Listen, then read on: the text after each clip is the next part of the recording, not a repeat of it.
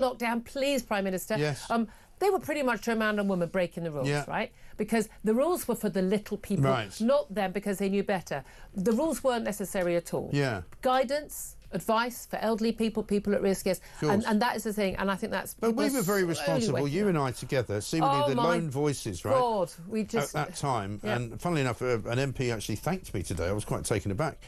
He just said, you know, you got me through it because, you know, you were actually being sensible. I still have people come up to me in the street, so thank you for keeping me sane during lockdown. It's true. Amazing. Yeah. Anyway, the sanest of the sane will be here. That's worrying. That's worrying. What, Julia after 1 Hartley-Brewer o'clock? for the next 3 hours. I'll see you tomorrow at 6.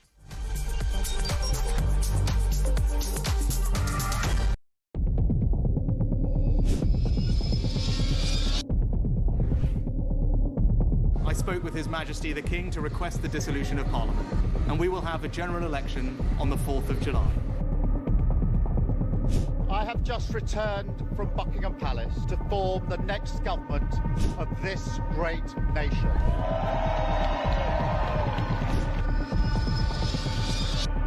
Take a look at what happened.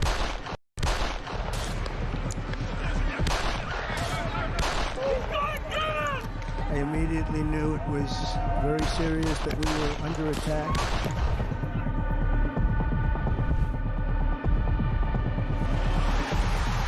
The time has come, and this surely is England's time. Williams, who scores, and Spain lead. The shot from distance is in. It is Cole Starmer. Low ball in, or far ball, slides it in. An absolute killer of a goal. I agree with the protest, but I don't think the violence was anywhere near necessary. No, I mean, I don't think anyone, Nigel, would ever think that the violence was the answer at all.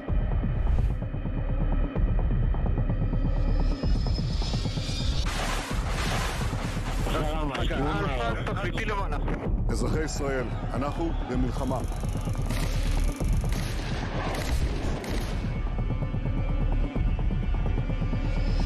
I probably took a bullet to the head because of the things that they say about me. If Donald Trump were president, Putin would be sitting in Kyiv right now. In Springfield, they're eating the dogs, the people that came in, they're eating the cats.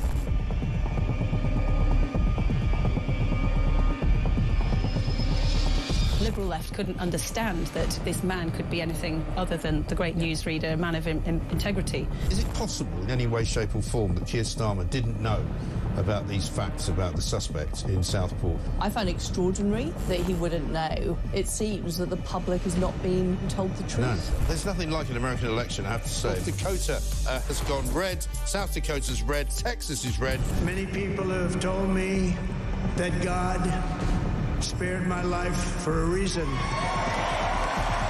Bloomberg UK reporting Ukraine has made the first long-range missile across the UK on DAB+, on your smart speaker, on your smart TV, and on your side. This is Talk.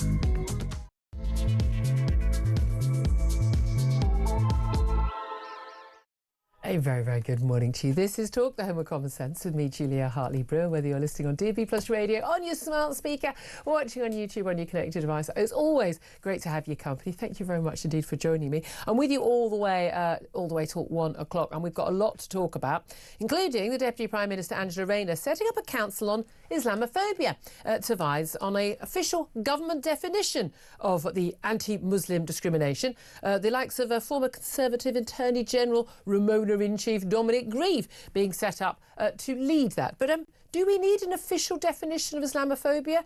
Really? And is Islamophobia, as Dominic Grieve has written before, actually something that is fundamentally led by racism? Because I think you can actually have very strong views and critical views of the religion of Islam without having any hatred of Muslim people, surely?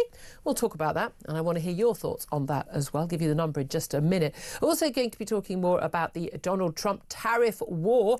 Big developments overnight.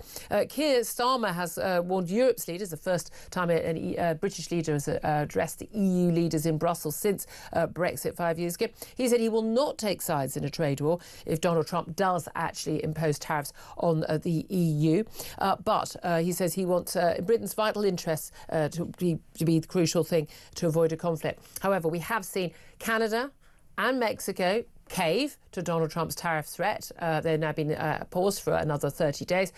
China, though, when those 10% tariffs on many Chinese goods came into force at 5 o'clock UK time this morning, immediately imposed retaliatory tariffs. Now, we can all think this is something that's happening over there and over there, nothing to do with us, Gov. Hate to tell you, it is going to affect us. It is going to push up prices for us here in the UK if it carries on. We'll talk about all of that. Also, great news for one Nigel Farage Esquire today. The Reform UK has overtaken Labour for the first time in a YouGov opinion poll. There have been previous opinion polls which have seen Reform being above Labour, but most of those have been viewed as outliers. This is YouGov standard poll, one that's frankly not been very favourable to Reform in the past. Looking at Labour on 24 points, Reform on 25, Tories languishing behind on 21. So what does that mean, especially with local elections coming up in a few months' time? Plus, Keir Starmer and the Italian Prime Minister Giorgia Meloni have agreed a deal to allow police forces from both countries to work together to crack down on migrant boats. Well, at least we know she's serious about it, eh? All that, plenty more coming up, including we're keeping abreast of the press conference about Lucy Letby being led by leading medics, but also the Tory MP David Davis, where they are proclaiming evidence of her innocence of the murder of 7 babies and the attempted murder of another 7 babies. They have applied yesterday to the Criminal Case Review Commission to investigate her case as a potential miscarriage of justice, her lawyers have said. We'll keep you abreast of that throughout the show. Right now, I'd like to welcome Claire Pearsall, former Conservative Government Advisor, who joins us for the show for the day. Good morning to you. Morning. Another quiet news day. Another quiet news day in Newstown. Nothing happening, nothing to see.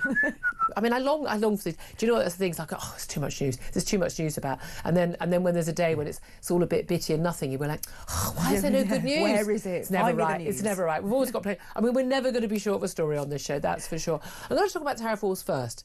I know a lot of people go, it's just. It's not us. The tariffs aren't on us. And what difference does it make? Think about tariffs are a tax. Yeah. They make things more expensive for the country that has imposed the tariff. So if there is a tariff war against us, we will have to pay more for various goods. Now, it's very clear. Justin Trudeau in Canada, like the complete male feminist, girly, absolute, hopeless, inadequate excuse for a human being that he is. Hi, Justin.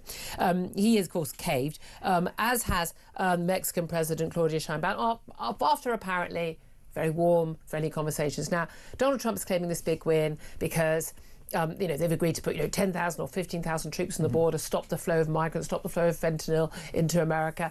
A lot of this stuff was actually already happening. Yeah. It's a little bit of show. It's a little bit of posturing on Donald Trump's side. But there is an argument, well, if he's got what he wanted and he's got what he perceives to be his win, then good for him. But China, not so. 10% tariffs on China. China, very different to Mexico and Canada, absolutely rely on that trade with the US, as indeed the US does with them, biggest trading partners. But China is second biggest economy in the world. China have gone, 5 o'clock this morning.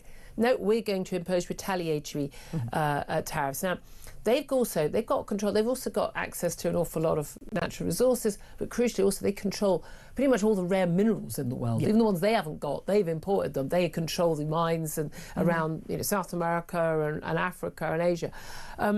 They've got a lot more power to take on Donald Trump. What do you think is going to happen? Well, I don't think China are going to back down. That's the one thing that from them is that they are pretty sure with all of the minerals, as you've said, which make all of the chips and solar technology as well. And mobile phones. Yeah, so none of the stuff we use. No, everything we take for granted they've got. And so they'll just sit there and go, OK, fine, we're going to impose these rules on you, but also launching an investigation into Google. Yeah, which I think this is where over I think monopoly. America, over monopoly rules. So I think this is where America will start to take note. That's actually going to have much more of an effect. So I mean, China does have the power to do this. The economic might do this, but also crucially, Xi Jinping not so worried about the next election. Yeah. Not worried about opinion polls, not really remotely worried about his own people. Exactly. Now, this is the thing. Donald Trump came into office. One of the key things, we talk about immigration a lot, we talk about taking on the wokery. It's about the cost of living. People felt poorer because they were poorer. Their standard of living had gone down as a result of inflation. By the way, their inflation rate, nothing compared to what we've seen in Europe because of their cheaper energy supplies. But at the end of the day, tariffs are going to make goods more expensive for American people. That is not going to go down well. So it's quite interesting to see how that works out. What do you think of Keir Starmer basically saying he's not going to criticise Trump? Because I'm quite surprised that he seems to have actually, and I didn't think he had it in him, to actually play this in quite a nuanced, clever way. I mean, I don't like to give too much credit to the man. He's probably done it by accident, but... It's almost as if he's learned something to keep your powder dry. But no, I mean, I think this is probably more by accident than design. Yeah. He's over in the EU. He doesn't want to... He can't think of what's going on in the US at the same time as what's going on in the EU and in the UK. Yeah. He just can't cope with that. So I think that's accidental. Yeah. It's interesting because Keir Starmer definitely doesn't like to offend people. He's always so careful with his words, isn't he? Apart from when he's talking about the British people and he thinks we're all far right and disgusting bigots. It's funny, isn't it? The only people he doesn't mind insulting is us. Should we have that on a T-shirt? Yeah, I mean, exactly. We say we're all far right now. Well, we are all far right now, according to Angela Rayner, the Deputy Prime Minister, who has an incredibly wide-ranging brief, which is interesting because, of course, we know from this new book, being serialised in the Sunday Times, that, she has no time for him. She thinks he couldn't run a bath, let alone a country. And fair point. She's been remarkably accurate on that. I wouldn't trust him to run a bath either. He'd probably overflow it everywhere. No, we're probably one of those men who goes, don't have it too hot or too deep. You're one of those men. Don't waste water. Don't waste water. Yeah, you get a temperature gauge. But anyway, it's weird because the energy prices for heating your water are so cheap now. We've got green energy. Did he not get the memo? Anyway, I digress. But Angela Rayner's got this massive big brief. I mean, lots of people thought she thought she was going to be out on her ear before the election. He was going to get rid of this role of deputy leader or deputy prime minister. She wouldn't have a role. She's got a very big role. Not only is she basically able to sign off on housing and lots of issues like that, but also council tax rises of up to 10% in affecting 3 million people across this country, including in Birmingham, Windsor and Maiden and others, basically failing councils. But she's also apparently in charge of whether or not, what the definition is of Islamophobia. She is setting up a council of advisors on Islamophobia, and basically they're lining up her former Tory minister to lead it, Dominic Grieve, the former Tory Attorney General, prominent Remainer. He's not a Remainer, he's a Remoaner. He's someone who tried to stop Brexit from happening. Never forgive, never forget. But they basically want to draw up an official government definition for anti-Muslim discrimination to provide advice to ministers on tackling Islamophobia and all the other issues. I mean, I don't know about you, I'm thinking of what's been going on in the news in the last couple of years. All the things we've had, the terrible things that have happened in this country. And I definitely think that, tackling Islamophobia is absolutely the number one issue for most British people, isn't it? I mean, it's the number one issue, isn't it? That's the big problem. Yeah, everything. It's going to be one of the lead issues when you're going to the local elections. It is utterly ridiculous. We've been round this block before. There was an all-party parliamentary group that were looking into Islamophobia. They came up with a report. Led by Wes Streeting. And it's been rejected. It was too wide-ranging. And it was accepted by the Labour Party. Yes, but by everybody else it was rejected. But basically they stated that Islamophobia is rooted in racism and is a type of racism that targets expressions of Muslimness or perceived Muslimness. So that, of course, includes criticism of, of the veil, of any sort of Muslim dress. Well, I absolutely 100% object to people wearing a burqa on London streets. Yeah. The same way France has banned it, quite rightly. I would have exactly the same ban. I think it's antisocial. I think it's divisive. I think it's an expression of a political ideology, which is not one I do definitely not espouse. And it's othering, and it's bad. It's bad for the women who wear it, and it's bad for the country. Yeah. Apparently, that would make me Islamophobic. it would criminalise you. You could actually be arrested for that. And it also, anybody who's left the Muslim faith who wants to come out and say, this is why I've done it, these are the reasons behind it, would also then be a criminal. So any kind of free speech just goes right out of the window. And this is a really scary moment. These are blasphemy laws that are coming in via the back door. Well, not even really, but via the back door. Probably right in the front door. They're knocking on number 10 and going, hi, can we have a photo op? Exactly. And you can be critical of Islam. You can be critical of what it stands for. You can be critical of all religions. Absolutely. Last time I looked on a technicality, we were a free country. And that's it. And that's the really worrying aspect. So why are they being treated differently to every other religion? One of the candidates, 16 candidates shortlisted for the council, is Kwari Asim. He's a Leeds imam. He was dismissed as a government advisor by the Tories in 2022 after he backed calls for a ban on the film The Lady of Heaven. This is a film about the Prophet Muhammad's daughter. And there was outcry. There were basically a mob. Let's call it what it was. There were a mob of Muslim men standing with placards outside the cinema that was showing this film. And basically, the guy running the cinema had to come out and sort of say, no, we've stopped showing it. Because people are terrified. This is mob rule. Yes. This is threats of violence winning. This is absolutely outrageous. I mean, I'm sorry. You don't get to decide what film is shown in a cinema.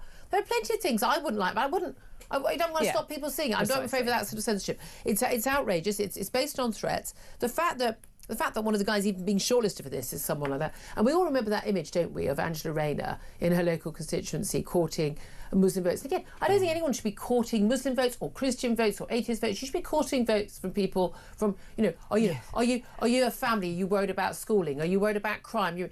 That's got nothing to do with the colour of people's skin or their religion. Okay, people should not be dividing people by those things.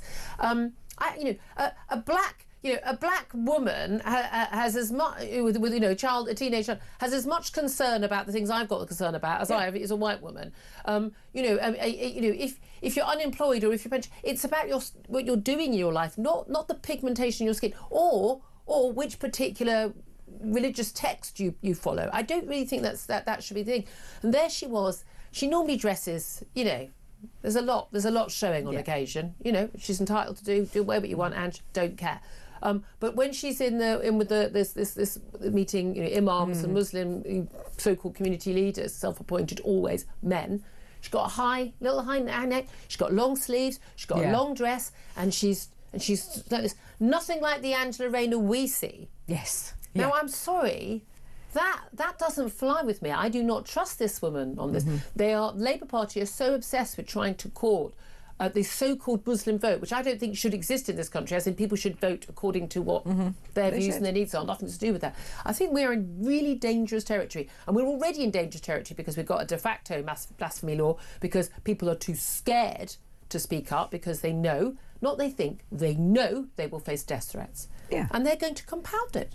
Well, this is it. And even if it's the police not looking at these particular crimes, then those community groups absolutely do. And they'll take it into their own hands, as with the poor teacher in Batley who is still in hiding. Still in hiding with his 4 children. And that's because the community took it into their hands to decide that he was guilty and nothing else would do. Local MP. Yeah. Kim Lebita still hasn't made a statement. Exactly. Still never mentioned it. A member of your own constituency got into hiding because of threats. Nothing. Nada. Sorry, do you trust these people to give a definition of Islamophobia? What is your definition of Islamophobia? I'd love to hear from you. Give us a call, 0344 499 1000. You can text on 87222. You can get in touch on X at Talk TV. Leave a message on our YouTube page as well. Calls are charged at national rates. Text costs 1 standard network rate message. I would love to hear your thoughts on this, because I've really got massive big question marks about this. And I think, again, the idea that Islamophobia is the big burning issue in this country. I mean, they're having a laugh, aren't they? They really are having a laugh. Let's talk about Harvey Wilgoose, 15-year-old schoolboy. Went to school in Sheffield, and he didn't come home. He was stabbed to death at school. Not even outside school, not even on the school bus home, as we've been seeing in cases recently when kids went back to school after the Christmas holidays. Harvey Wilgoose was stabbed in his school at All Saints Catholic High School in Granville Road in the city at about 12:17 yesterday. Police paramedics went to the scene. The teenager died a short time after. Another 15-year-old boy has been arrested on suspicion of murder. He remains in police custody this morning, South Yorkshire Police said. Now, we do know that a group of kids, we're assuming boys, mostly boys, had brought in knives and threatened to use knives in the school a week ago. The school went into lockdown a week ago. Because, you know, that's normal. Do you remember when you were at school and your school would go into lockdown and everyone would have to hide under their desk because another kid had brought a knife in and threatened violence? You know how that was a normal thing at school, yeah? Oh, no, it wasn't. No, it wasn't. It literally never happened. It never happened. Someone got beaten up behind the bike sheds. That was the worst that happened, you know? It was fisticuffs. Yeah. But now kids are bringing knives to school. Now, there's a lot of stuff we can't say because you're talking about a 15-year-old. You don't want to actually prejudice any child. And, we're back into Axel Rudikabana territory, aren't we? But he's not going to be named because he's so young. He's not just a week off his 18th birthday. But there are some big question marks about whether or not a school, let's talk more loosely, should a school, when a child has come into school with a knife and made violent threats against another pupil, as it would seem may have been a circumstance in this case, should a school allow that child ever to be back in the school again? Because I would suggest as a parent, any child who brings a knife in, it's not extra detention, is it? It's not extra homework. It's not writing lines out. I will not bring a knife into school and threaten to stab other pupils. I will not bring a knife into school and threaten other pupils. No, writing that out 100 times isn't going to fly for me. I want you reported to the police. I want you expelled. Bye-bye, and I want you in a safe unit. We've got Borstal nearby. The key thing is where we see this violence again and again and again, there is evidence that it was known there was a concern about somebody and nothing happens.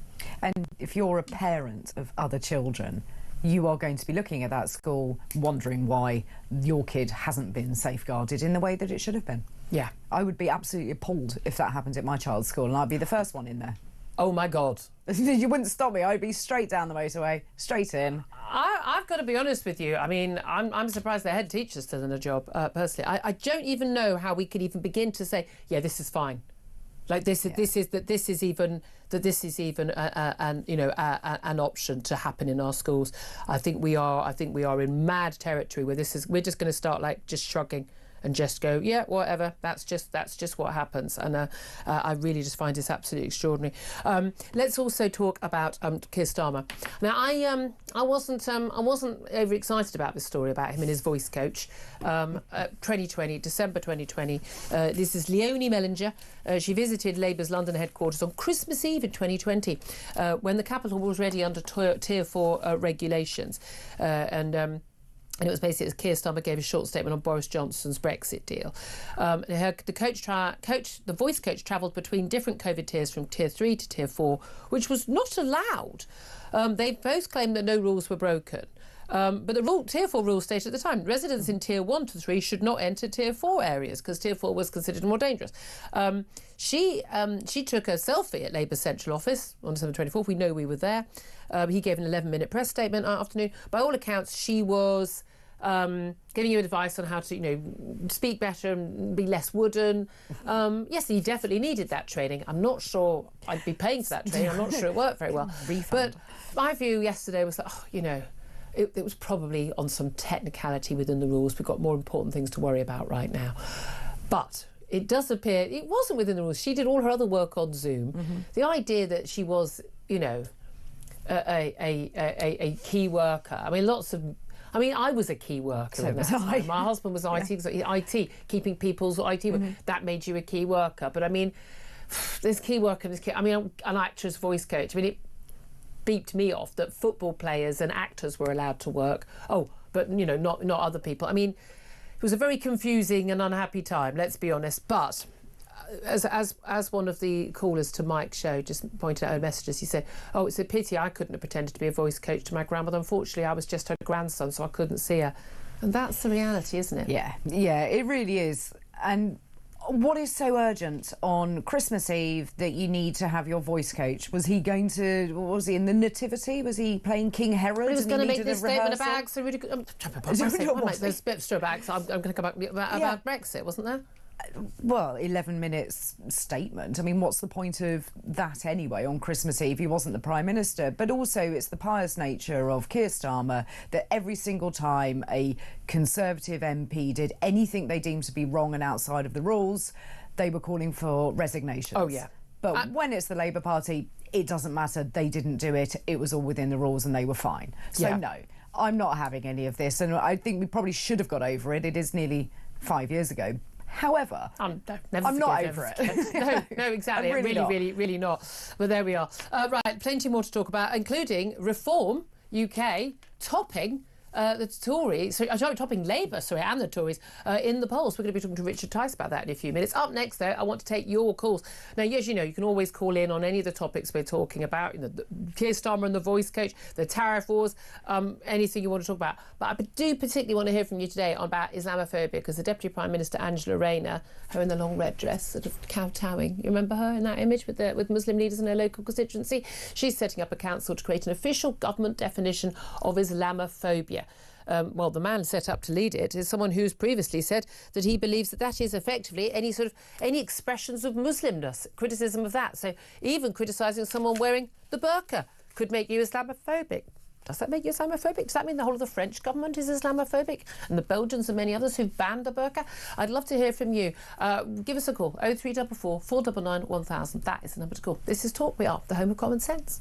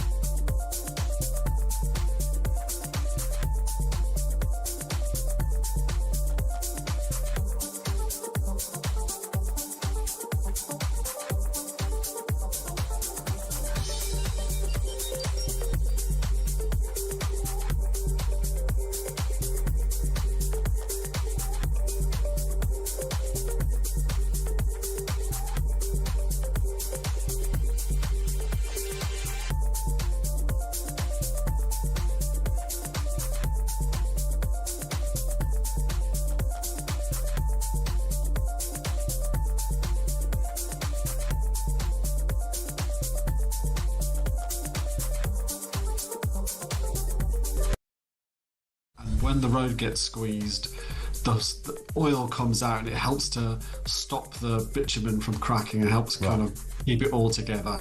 So it might have some limited use when you're relaying roads, I think. You would have to be relaying roads completely or building new ones, and then it might make these roads a bit more durable. So I think it's great that we're trying to be innovative about these things. Sure.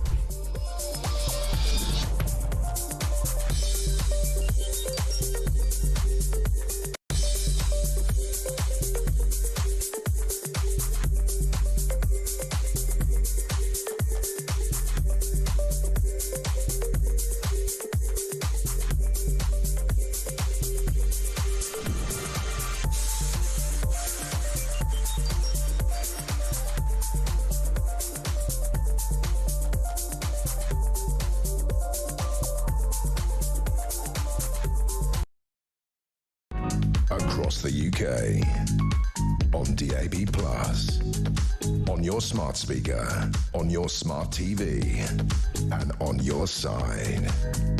This is Talk. Very good morning to you. This is Talk, the Home of Common Sense with me, Julia Hartley-Brewer. Claire Pearsall is also still with me, former Conservative Government Advisor. Going to be joined by Richard Tice, Deputy Leader of Reform UK, who's obviously looking very happy this morning after that latest poll, suggesting that Reform are now ahead of Labour in the polls. We'll talk about that in a few moments. Love to hear your reaction to that as well. 0344 499 1000. Lots of messages coming in about this new definition of Islamophobia. Deputy PM Angela Rayner is setting up a council to create an official government definition of Islamophobia. Bearing in mind, Labour have already accepted this definition of Islamophobia, which basically, I mean, Islamophobia is rooted in racism and is a type of racism that targets expressions of Muslimness or perceived Muslimness. Ron says, how about Britophobia? The fear the government and establishment have of the British population and thus the actions they take to suppress them. This includes the importing of and prioritising of other nationalities and cultures to replace the native population. Yeah, I mean, genuinely, I would say that was a bigger issue right now. Carol says, blasphemy court next. Are we going to have a Christian blasphemy law? I doubt it. Exactly. Susie says, they're so out of touch with the British people. They're like the Mad Hatter's Tea Party. Vaughan says, pandering to 6% of the UK population, difficult to understand what really makes Labour tick. Thought Marxist, but not sure. Again, I don't think this is pandering to 6% of the UK population. I think the vast majority of Muslim people in this country just want to live a completely normal life along with everybody else because they're not defined by their religion the way most people aren't, and just want to live a normal life. And then you get political ideologues who are pushing a more extremist ideology, and they are pushing for us to not be allowed to criticise the religion. If you don't want your religion criticised in this country, then don't live in this country. It is that simple for me. I am an atheist. I'm entitled to criticise all religions, and you're entitled to tell me I'm going to hell. I don't mind. We're allowed to say that. Under the law, de facto, things are different. Cornelia says, if you need a council to work out the meaning of a word, it's proof of a sinister intention and acknowledgement they know what they're doing is wrong. And Victor says, another waste of public money on something that's not real. Interesting point. Let's go to Peter, who's on the line in Croydon. Hello, Peter. Hello, good morning. Hello, good morning. Yeah. What do you want to say? Yes, Angela Rayner, as far as I'm concerned, she can do one. I mean, all he's trying to do is shut the conversation down. We've got three issues. We've got the rape gangs, immigration and extremism. They're just trying to shut us up. Yeah. And also hidden ones as well. Do you remember there was with an arranged marriage about, 15 years ago? There was a young woman who refused to enter in an arranged marriage. She was hunted down and killed by her parents, wasn't she? Well, I mean, no, we do have that in a number of different groups. You know, there are some sort of different other cultures other than Islam, but actually, yeah. So basically, forced marriages, effectively, and these awful phrase. Honour killings by families because of girls who don't want to marry out or don't want to marry someone chosen for them. And again, that's not acceptable in our country. It's not acceptable. It's not cultural difference. Not acceptable. Illegal. Simple as that. Of course it's not. And journalists, they're going to report on it. Are they? Is every journalist going to be Islamophobic? Yeah, well, yes. I mean, I'm obviously Islamophobic because I criticise things like, the outward expression of Muslimness. But again, there's no requirement in the Quran at all. It's not really actually a requirement in Hadith, the secondary text, for any woman to cover her face. That's how you interpret it anyway. But, I mean, and most Muslim women around the world don't wear face coverings. Oh, but to criticise that makes you Islamophobic. I have to say, I walk past women every day in central London wearing the burqa or something, and I'm sorry, it makes me angry. I think it's such an offensive garment to women. Absolutely. It's such an offensive garment. I think to other people, it is. I just think it's unacceptable. But apparently, that'll probably get me before the courts next. No, we need to see their faces. No, I mean there was a Muslim man. He was dressed wearing a burqa, wasn't he? Well, this is my thing. I often see men who they're like in a t-shirt and shorts in the middle of the summer, but the wife is covered up. I mean, it's a political, ideological expression, and more girls being put into the head coverings as well. I mean, France gets some things very right. None of that's allowed. It's not allowed in public buildings, not allowed in your office. It's not allowed in school. I mean, I think that's what we should do. And that is about, it's like the Michaela School run by Catherine Berbel Singh. No, we're not having any expressions of religious differences. We're going to all look the same, which is much healthier. She's brilliant, yeah. We love her, we love her. Thank you so much, Peter. I'm going to really quickly squeeze in Brian, who is in Wigan. Hello, Brian. Oh, good morning, Julia. Lovely to speak to you again, my love. Lovely to speak to you. What do you want to say on this? Rather ironic, isn't it, that Angela Rayner is pushing this law in, or this, when she's in the ward next door to Oldham. Rochdale's not two miles away from her ward. She's said absolutely bugger all about the raping gangs and the grooming gangs. Yeah, I mean, there's no doubt at all. I think Labour, I mean, we know most of this stuff has happened under Labour councils, not entirely. We also know it's Labour councils often who kept quiet. Labour MPs who spoke up got told to shut up and their careers were over. And Labour don't want a full inquiry into it. And we've seen that pandering to them. And I hate that term, the Muslim vote. I don't think that should exist. But we saw that. We saw, we've got 5 MPs for Gaza now, haven't we? Yeah, exactly. It's crazy. But, I thought we were a Christian country, but we seem to be changing our faith. Well, I mean, we are, that's the thing. I mean, I'm an atheist, but we are officially, constitutionally, we are a Christian country. I'm with you. Yeah, it's strange. Exactly. I just think it's absolutely mad. Again, I don't want anyone facing hatred or abuse or threats ever because of their religion or their race or anything like. But that's not what we're talking about with Islamophobia. They want to make this far wider. You can't even criticise something in the Quran. I mean, that's what that would involve. Really appreciate that call, Brian. Thank you very much indeed for that. Going to take a quick break. Up next, going to be talking to Richard Tice, Deputy Leader of Reform UK. I'm sure we'll be talking tariffs. We'll be talking about Islamophobia, and we'll be talking about that latest poll that puts Reform 1 point ahead of the government. This is Talk, the home of common sense.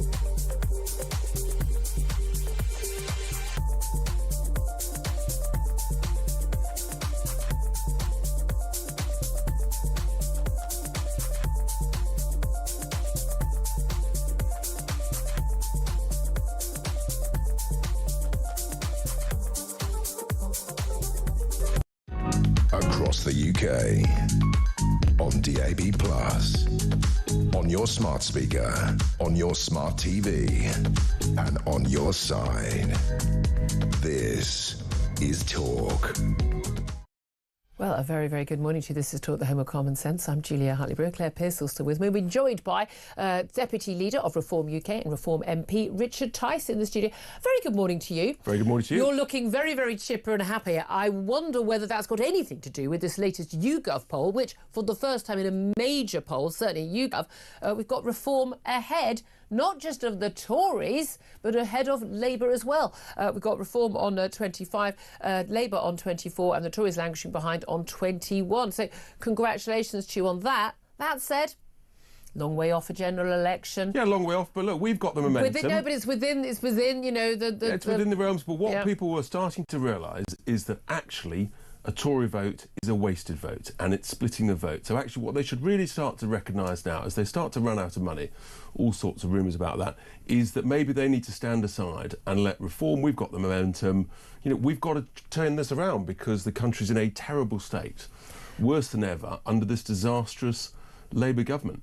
I mean, I have to say, I don't think there'll be many in our audience who don't agree with you in terms of the disastrous state the country is in. There is still this ongoing concern from many on the centre-right, people on the just anywhere right of Labour, which of course makes us all Genghis Khan to them, obviously, that actually the split vote on the right means that, realistically, Labour are going to get in again with yet another big majority because those votes are going to be divided and Labour will get in, and maybe if they've got lower votes, coalition with Lib Dems or others. And a lot of people, certainly the Tories, blame you guys for that. Oh, but they can't now because actually we're some way ahead of them now and they're going to drift downwards. We're going to keep the momentum, keep going up. So this is all going to turn. And look, there's a long way to go. Competition's a good thing. We're not in any way complacent. But we've got May elections where we're allowed them this May. Obviously, many we're not. They're going to be cancelled. Well, they're going to be delayed because they're changing the structure of the councils. Well, ish. But I think you and Nigel Farage are making rather too much of this. This isn't an affront to democracy. You don't cancel elections unless you're a dictator. You should have those elections as opposed to delaying them 1 year, or is it 2 years? Spending hundreds of millions of pounds on elections, which you're only going to elect somebody for another year before, or 6 months before another council. Supposedly so, we're told, but it's all changed rather quickly. Do you trust them? We don't. One iota. Anyway, the point is we've got May elections. That's the big electoral test. Moving towards the devolved nation elections next May 26. And we're working very hard both in Wales and making great progress in Scotland, where last poll I saw just had us just 1% behind Labour, no less. Why do you think that you are ahead, not just of Labour? And again, you know, we've got, you know, there's a margin of error about 6 points either side, so it's all, you know, much for muchness, but nevertheless, it is significant. Why do you think you're ahead of the Tories? Because basically, they failed us. They broke Britain. Nothing worked. They promised one thing. They did exactly the opposite on taxes, on mass immigration, and people are furious because our country is poorer, everybody is worse off, and the nature of mass immigration has put huge unsustainable pressure on public services, on our prosperity, and people have had enough and they won't forgive and they won't forget. Any sign of that money coming from Elon Musk, even though you've not changed? Good question. I'll ring the Treasurer afterwards and find out. No, look, at the end of the day, we're getting donations from our members, which is the key thing. Our membership now over 190,000. And so, look, we've got a broad base of donors. All political parties are always fundraising within. Have you got a load of Tory donors who've come over? Well, that's the interesting thing, yes, because at the end of the day, no one likes to donate to a party they can see is actually going down and is losing. So there's a big shift in the attitude of former Tory donors. Let's talk about something that's happening today. Angela Rayner is convening a council on Islamophobia to define an official definition of Islamophobia in this country, bearing in mind that an all-party group which came up with a definition of Islamophobia in 2018, led by Wes Streeting, also in the cabinet. They came up with a definition completely accepted, you know, in all forms by the Labour Party, which stated Islamophobia is rooted in racism and is a type of racism that targets expressions of Muslimness or perceived Muslimness. That would, of course, include, you know, perceived Muslim dress, veils and head coverings and the like. What do you make of this? Should we have a definition of Islamophobia, or no, do we already have one?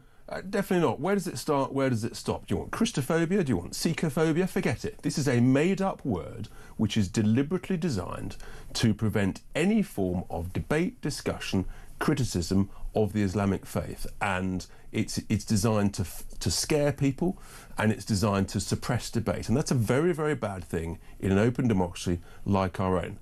No one should be offensive to religions, and you know we shouldn't be. It's wait a second, aren't people allowed to be offensive? You can be offensive, but you can offend. But to do it gratuitously, for example, is very unfortunate. But to say that should it be criminalised? No, it shouldn't be criminalised because that's not who we are.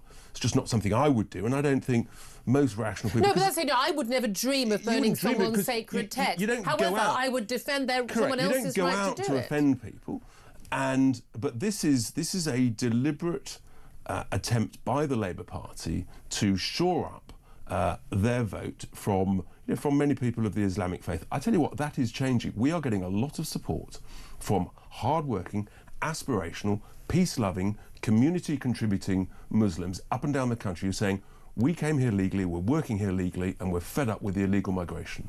And I was also fed up with the extremist ideology which is being perpetrated by so-called self-appointed community leaders who are often pushing a very different agenda. That's right. And that tiny, tiny percentage, of course, does so much damage to the people I've just mentioned, those who are actually working hard in their communities and doing the right thing. Let's talk about tariffs. Donald Trump announced these tariffs, 25% on Mexico and on Canada, 10% on China. Within hours of them about to be coming into force for Mexico and Canada, deals were done. Pleasant, very friendly telephone calls were done. Donald Trump has proclaimed this victory, although actually an awful lot of the stuff that has been agreed by Mexico and by Canada was actually stuff that was already on the cards. China, though, 5 o'clock this morning, UK time, those tariffs came into force. China has gone, right, we're retaliating. Are we about to enter a tariff war that could... Lots of people think, well, it's happening over there and over there on the other side of the world. It's going to impact all of us and make goods that we rely on more expensive. Are you still supporting your big mate Donald Trump in that? Absolutely. I think President Trump has had a fantastic start, and he uses tariffs as a negotiating tool to negotiate on behalf of American citizens. That's his job, literally, and he said he was going to do it, and he does it. And things are changing. And people tariffs make goods more expensive for the American people when the Chinese withhold vital minerals and vital supplies which the whole world relies on. That hits all of us. We hear all of this economic theory. It's not economic theory. Hang on, Julie. He's using it as a negotiating tool, right, to promote American interests and to try and get better deals with people. I thought you were reform. You're in favour of free trade. I'm not in favour of abusive... You're in favour of free trade and high tariffs. Julia, hear me out. Which is it? I'm not in favour of abusive dumping of Chinese steel here in the UK made to completely different standards from the great British steel made in Port Talbot or Scunthorpe. That's the sort of thing... Well, that's subsidised by the Chinese, which they're not supposed to be doing. That's right. But at the end of the day, Trump is using tariffs as a negotiating tool. He wants his borders protected. I just want to clarify. No. So you're in favour of free trade, except when tariffs are used as a negotiating tool by your big mate Trump. Hang on. Isn't the role of any no, Julia, the role of any leader... One of the reasons you wanted to get out of the EU is so we could have free trade. The role of any leader... So we wouldn't have to impose tariffs on goods coming into us from outside the EU.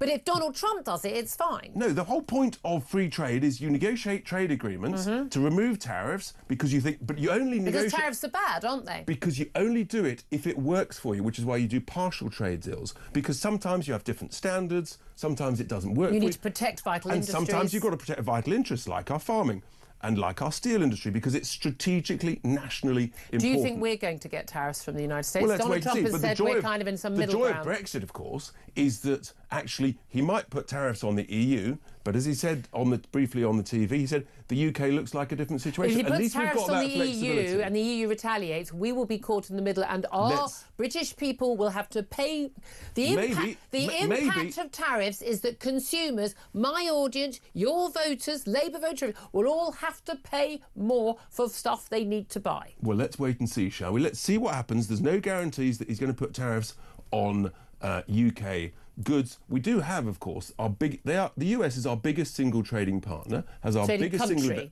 It's the biggest country. As a bloc, the EU is a bigger trading partner. Yeah, but that's made of many countries. They are our single biggest trading partner as a nation, and our most important in terms of investment. So let's wait and see. But at the end of the day, the leader of our country should be negotiating on behalf of the UK and think of UK citizens what's right for us first, and take everything in the round. And that's the point that Donald Trump does, and that's what our Prime Minister should be doing. And I'm afraid cozying up to a failing recessionary model of the EU is the wrong thing for Starmer to do. Well, I mean, certainly I think my audience and I would certainly agree on that. We talked about that on the show yesterday, particularly cozying up to sort of carbon rules that the EU has got. What do you make of that? Well, it's completely the wrong thing to go. We've got the highest electricity prices, and we've got in the world, the lunacy of what I call net stupid zero, which is increasing bills, it's increasing our cost of living. We'll scrap all of that. And here's breaking news, Julia. Martin Lewis, trusted consumer champion, has just confirmed that actually the average expected increase for the electricity price cap in April is going to go up another 5%. That's Ofgem, that's the Ofgem for the energy regulator for the price cap on electricity bills. That would mean 16% higher than last summer. What that means is actually the proof's in the pudding. Renewables are not cheaper, they're more expensive, and Ed Miliband is misleading the whole nation. When are the bills going to come down, Julia? Well, it's interesting because even the boss of GB Energy can't presume to predict when that's going to happen. Just finally, I want to ask you about this horrific school stabbing yesterday. Not just, I mean, it's bad enough it's on a bus on the way home or in the street on the way home. We've seen kids being stabbed to death only the last few weeks on that. It's bad enough, obviously we saw the Axel Rudy Cabana. He wanted to go and stab kids in his high school, instead chose a dance class. I mean, just an awful, awful story. Yesterday, a 15-year-old boy was stabbed to death inside his school. Another 15-year-old boy is under arrest on suspicion of murder. We understand from the police that the school was in lockdown only a week ago. In lockdown, kids hiding under their desks, locked in their classrooms because of the threat of violence from a group of children. Now, there's an awful lot going around the internet. There's stuff that obviously we can't say on air because we don't want to prejudice if charges are brought and any future trial, and it does involve a 15-year-old. But it does appear that a child was able to bring a knife into school and was also then able possibly to bring a knife into school on a second occasion. What do we do about this? It's horrific, and it's a symptom of what's happening in our society. There's no fear, there's no deterrent, and it's now cool to carry a knife. In the same way, I'm afraid, in America, it's cool to carry a gun. And we've got to clamp down. There has to be a full deterrent. And in fairness, some schools previously, they had scans, metal detector scans that children were walking through. Really, I mean, horrendous. I think if you need to have a metal detector... But if you need to have it, you need to have it. I think if you need to have it, then you can send your kid to a different school. What a terrible indication of the failure of our society, that that's where it's ending up. It's horrific. Indeed. Very much appreciate you joining us. Richard Tice, Deputy Leader of Reform UK, 10:49 is time. Going to talk to Claire Pearsall up next. Also talk to Ivor Sampson, an immigration lawyer, about yet another crackdown on small boats. This time we're doing it with the Italian PM, Giorgia Meloni. Well, at least you know she actually wants to do it. That's up next. This is Talk.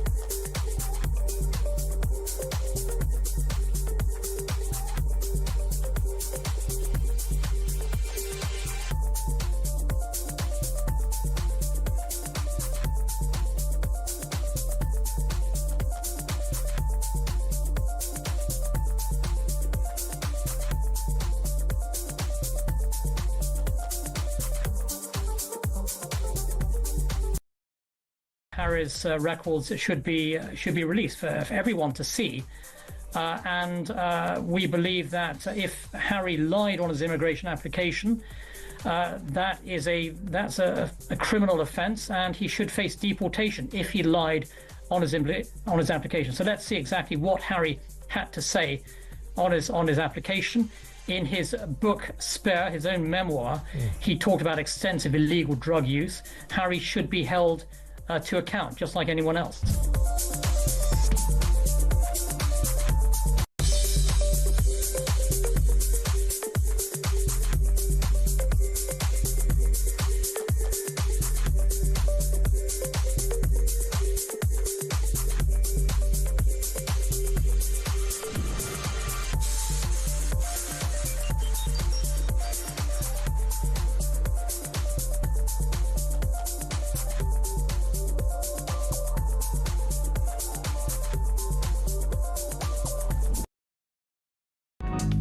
across the UK. On DAB+, on your smart speaker, on your smart TV, and on your side. This is Talk. This is Talk, the home of common sense. Claire Pearson is still with me, former Conservative Government Advisor. What did you make of our chat with Rich Dice? Interesting, particularly on the tariff issue.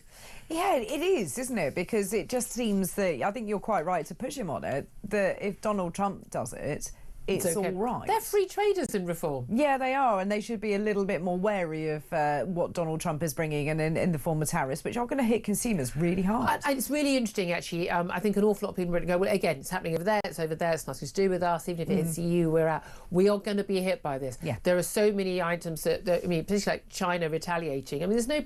Xi Jinping was not going to kowtow, for want of a better phrase. No, of course he wasn't, and he doesn't need to. And he knows he's got that much power. He knows that he's got the leverage, so he doesn't care what anybody thinks of him, and he doesn't particularly care the electoral position in his country is very different. We've now basically got two big buffaloes, kind of like with big egos bashing up against each other. I mean, you'd always guess that Trudeau would cave. I mean, he's a failed prime minister. You know, I mean, I say excuse for a man, but I mean, he really is just, God, I've never met a man. I mean, no one could love him as much as he loves himself. He absolutely ruined Canada. He really did. Let's talk about immigration, particularly migrant boats.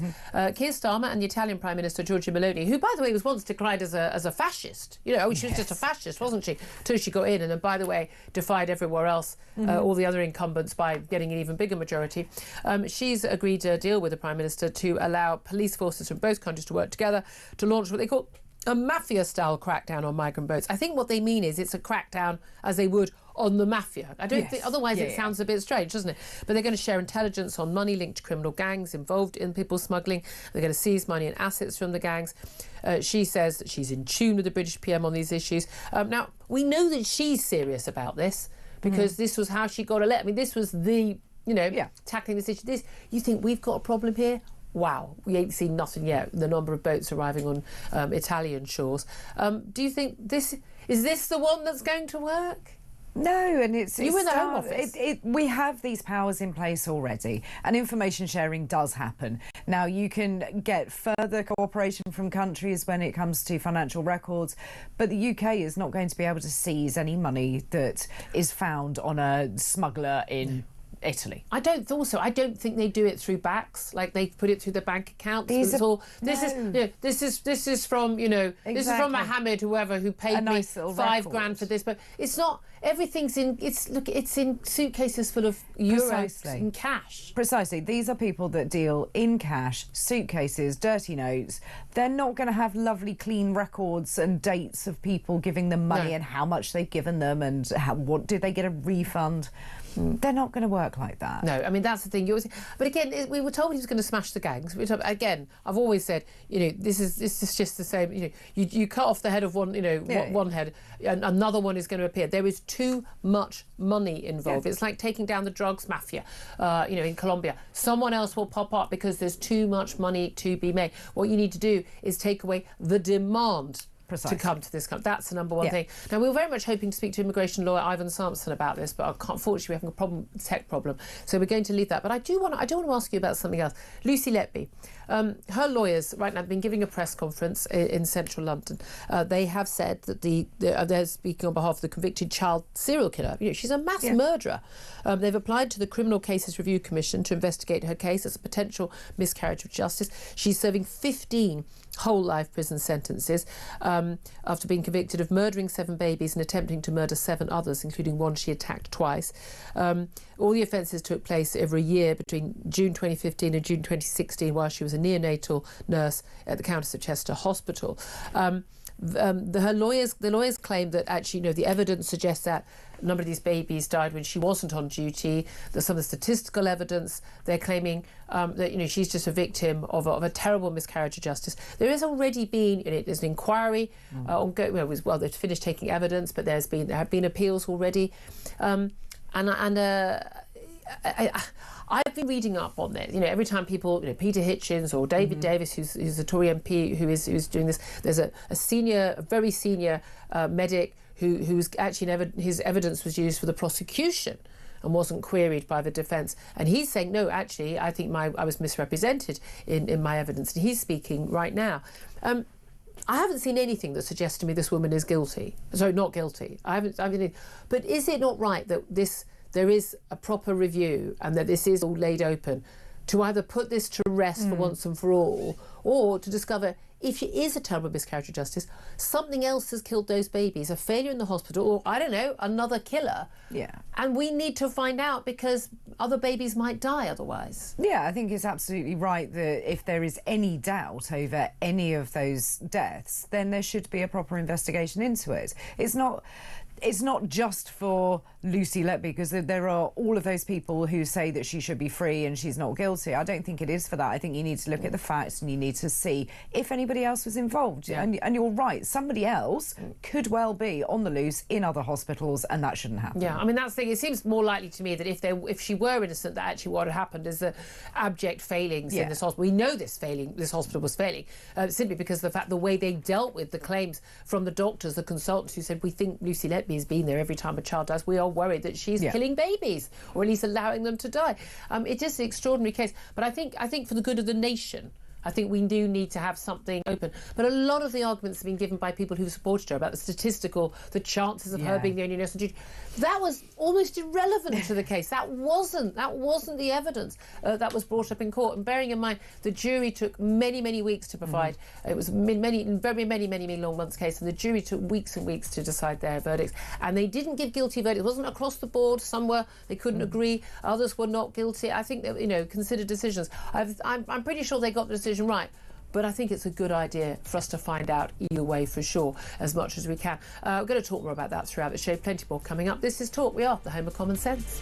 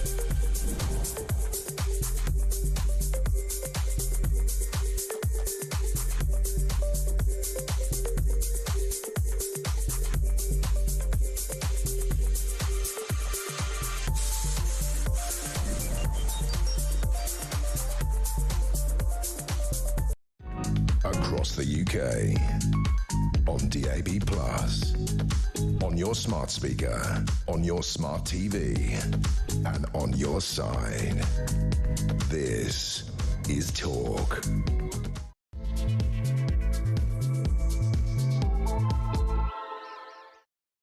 A very good morning to you. Welcome back to the show. This is Talk, the home of common sense, coming up to 3 minutes past 11. And whether you're listening on DAB Plus radio or on your smart speaker, watching on YouTube or on your connected device, it's great to have your company. However, you are getting in touch as well. Lots of you are getting in touch about Angela Rayner, the Deputy Prime Minister. She's setting up a council on Islamophobia because, of course, it's genuine. It's the biggest issue. It's the biggest issue this country is facing. Oh, we talk about it all the time, don't we? What a big issue it is. Deep sighs. She wants advice on an official government definition for anti-Muslim discrimination. Apparently, the man being lined up to lead this body is former Conservative Attorney General Ramona-in-Chief Dominic Grieve. By the way, he's happily signed up to that previous definition that we've had, which the Labour Party has fully accepted, which is that Islamophobia is rooted in racism and is a type of racism that targets expressions of Muslimness or perceived Muslimness. But I mean, for a start, there's no race, actually. There's no Muslim race.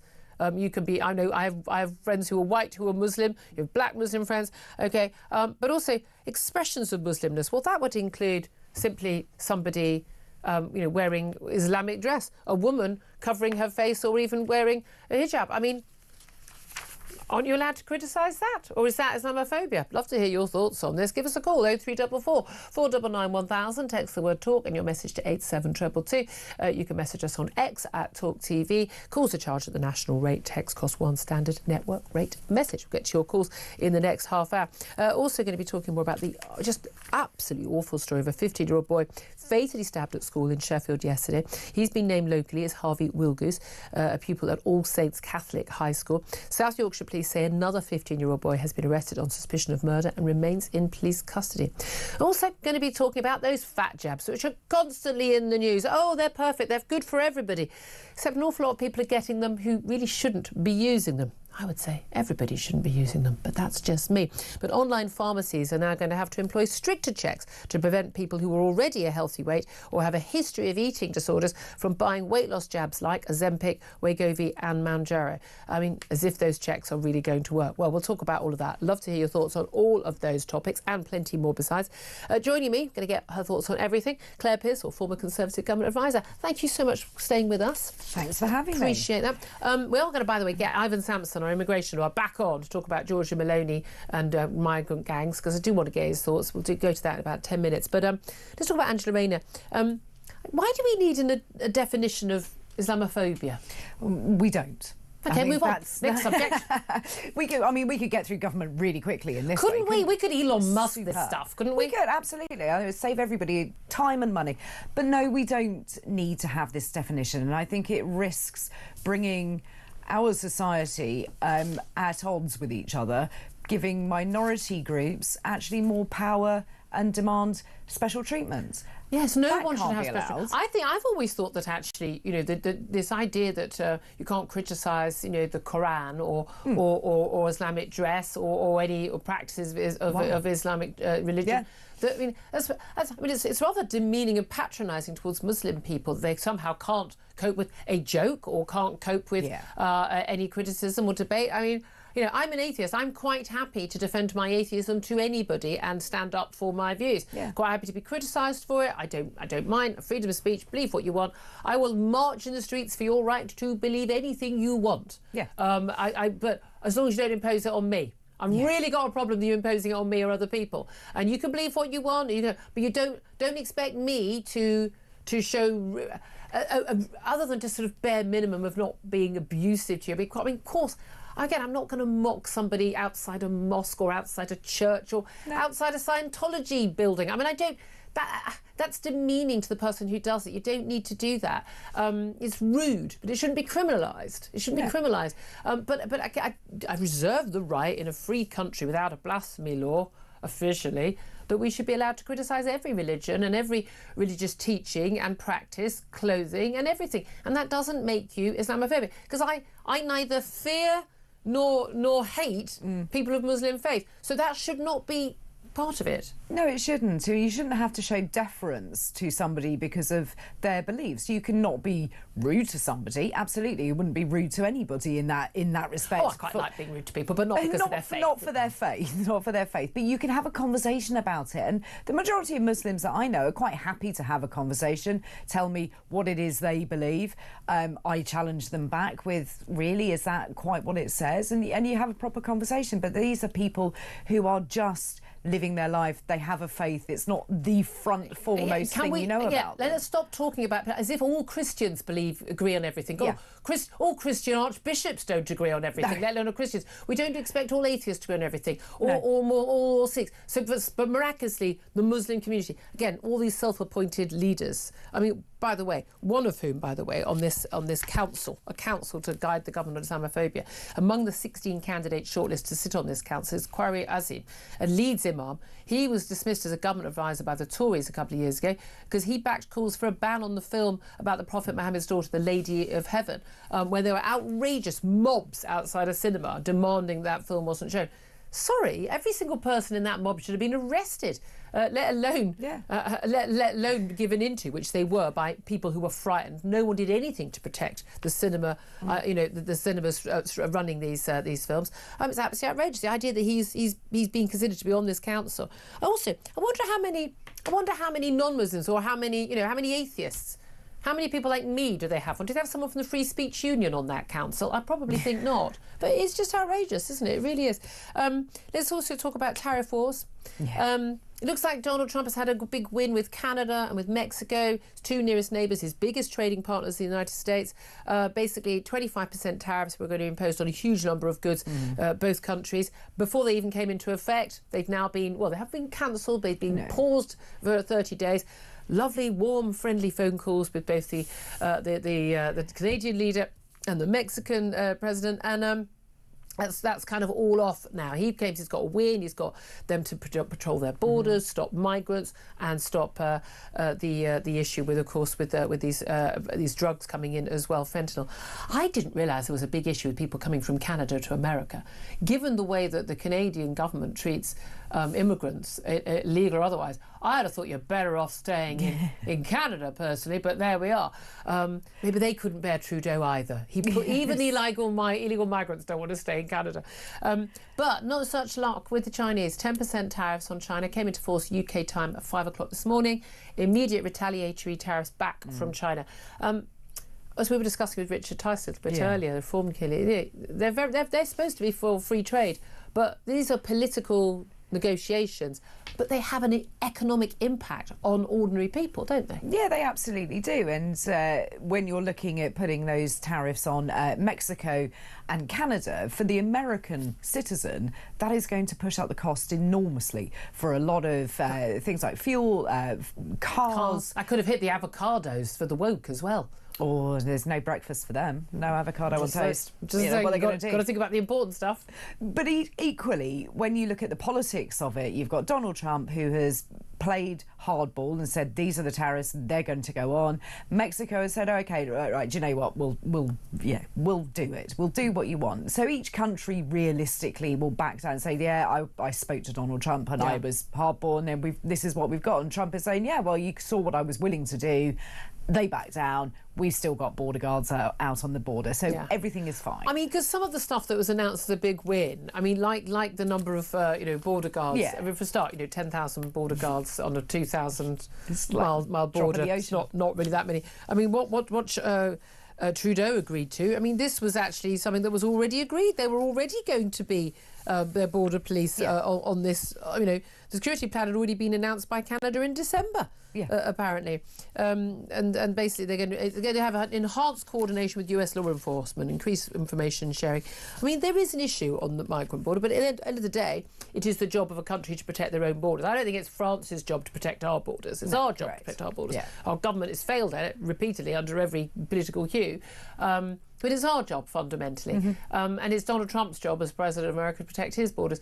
And if you want to have border guards, well, then have border guards. But if you've got the military and the economic might that America has, you can make those threats, OK? We're not in a position to make those threats to France and the EU, but America is. But China is a different matter. China is the second biggest economy in the world. The whole world relies on China, not just for all these cheap exports, which keep our inflationary rate down. They also rely on them for many of the key components of pretty much every tech thing we have, whether it's chips, whether it's the solar panels we're all going to, the wind turbines we're going to rely on, huge amounts of rare metals, pretty much all controlled by China now. By the way, major security failing by the West, this one. Yeah, absolutely is. And I think that we've all played into needing China and we must be friends with them without thinking of what are the consequences. And what you've got is a nation that can do exactly as it pleases. The tariffs are going to make absolutely no difference to them. Yeah. They're going to force tariffs on to America. Doesn't have to worry about an election. It doesn't. And he doesn't care. Xi Jinping doesn't care what people think of him at all. No, exactly. Really, really doesn't. Exactly. And it's only going to make things more expensive for us. And I think people don't get that just because it's happening to America that it wouldn't affect us, because it absolutely No, exactly. Tell us also going to be more expensive for us is when our council tax goes up. Pretty much everywhere is going to put it up by 5%. But, again, Angela Rayner, back in the news. Deputy Prime Minister and, of course, Housing Secretary. She has signed off on council tax rises of up to 10% for more than 3 million people.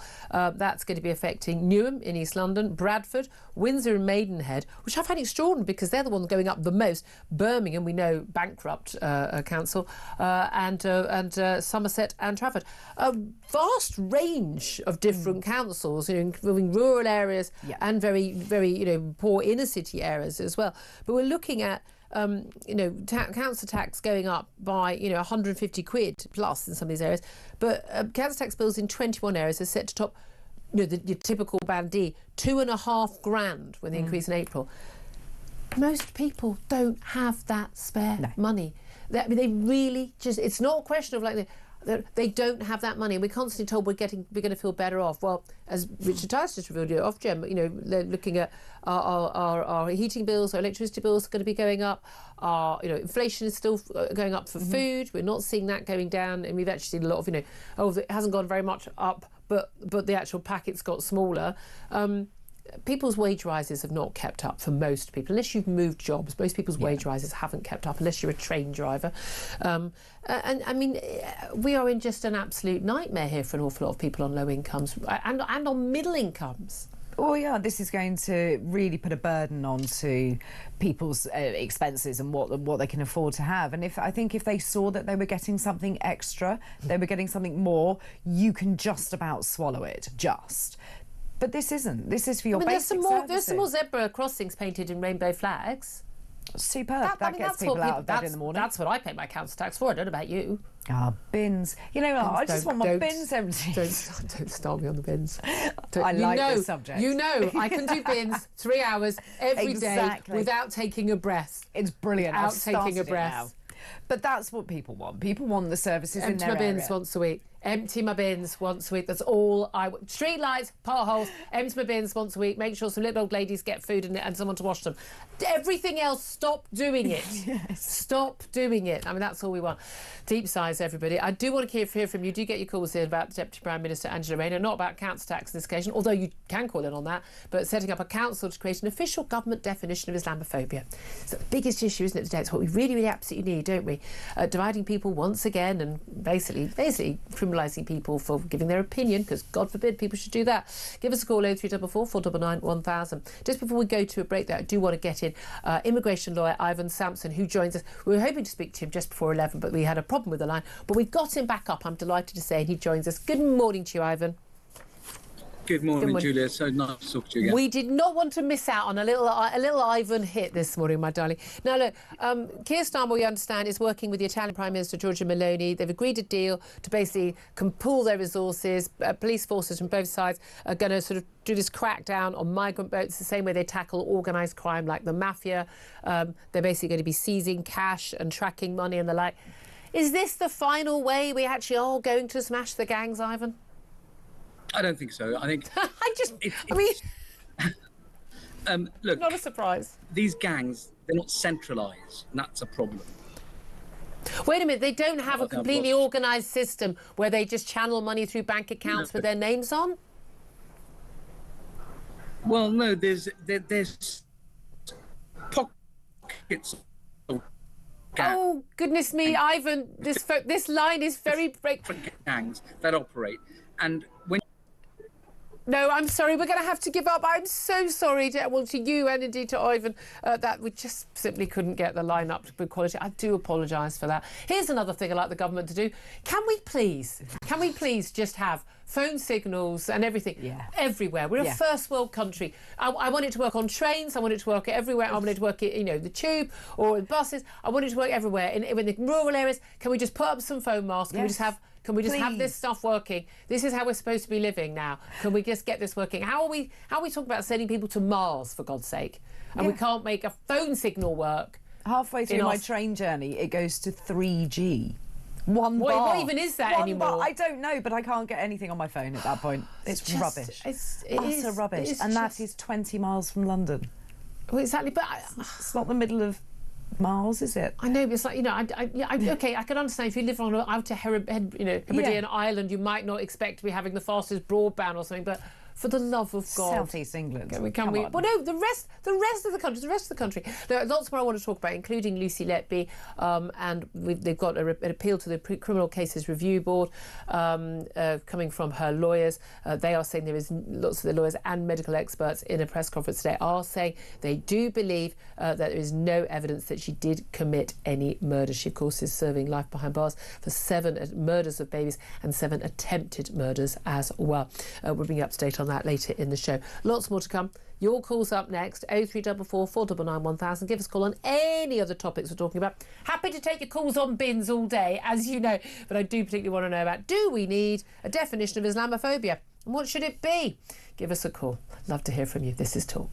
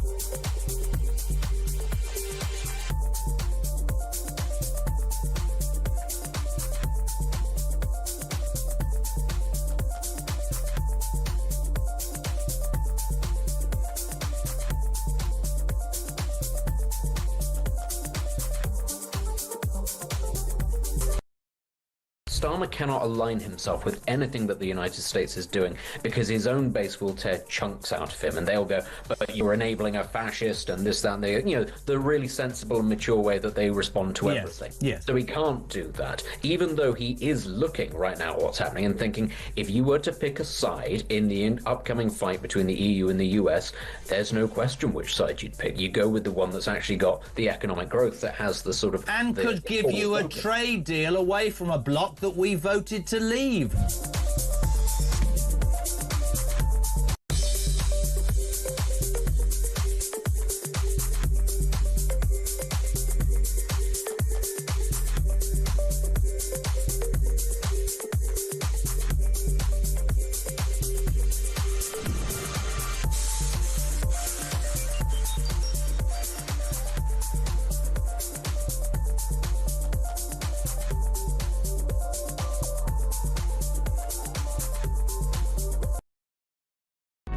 across the UK. On DAB+, on your smart speaker, on your smart TV, and on your side. This is Talk. This is Talk, the home of common sense. I'm just trying to finish a cupcake for my wonderful executive producer Ted's birthday. I just stolen one of his cupcakes. Very happy birthday, Ted. He's the guy who makes this all happen, by the way. Fantastic team here, but Ted is our man. He's looking horrified at being mentioned him. I didn't say your full name. It's all right. No one knows it's you. Anyway, just finishing that cupcake. Claire's being very good and hasn't had one, making me feel guilty. But anyway, I'll have hers later. Let's get to your calls coming in about Islamophobia, because Deputy Prime Minister Rayner is setting up a council to create an official government definition of Islamophobia, because they're not quite sure what it is. They've already had, of course, a meeting back when they were in opposition, and a council set up, and actually, well, all-party parliamentary group, where Streeting was chairing it, where the Labour took on this full definition of Islamophobia and is absolutely convinced.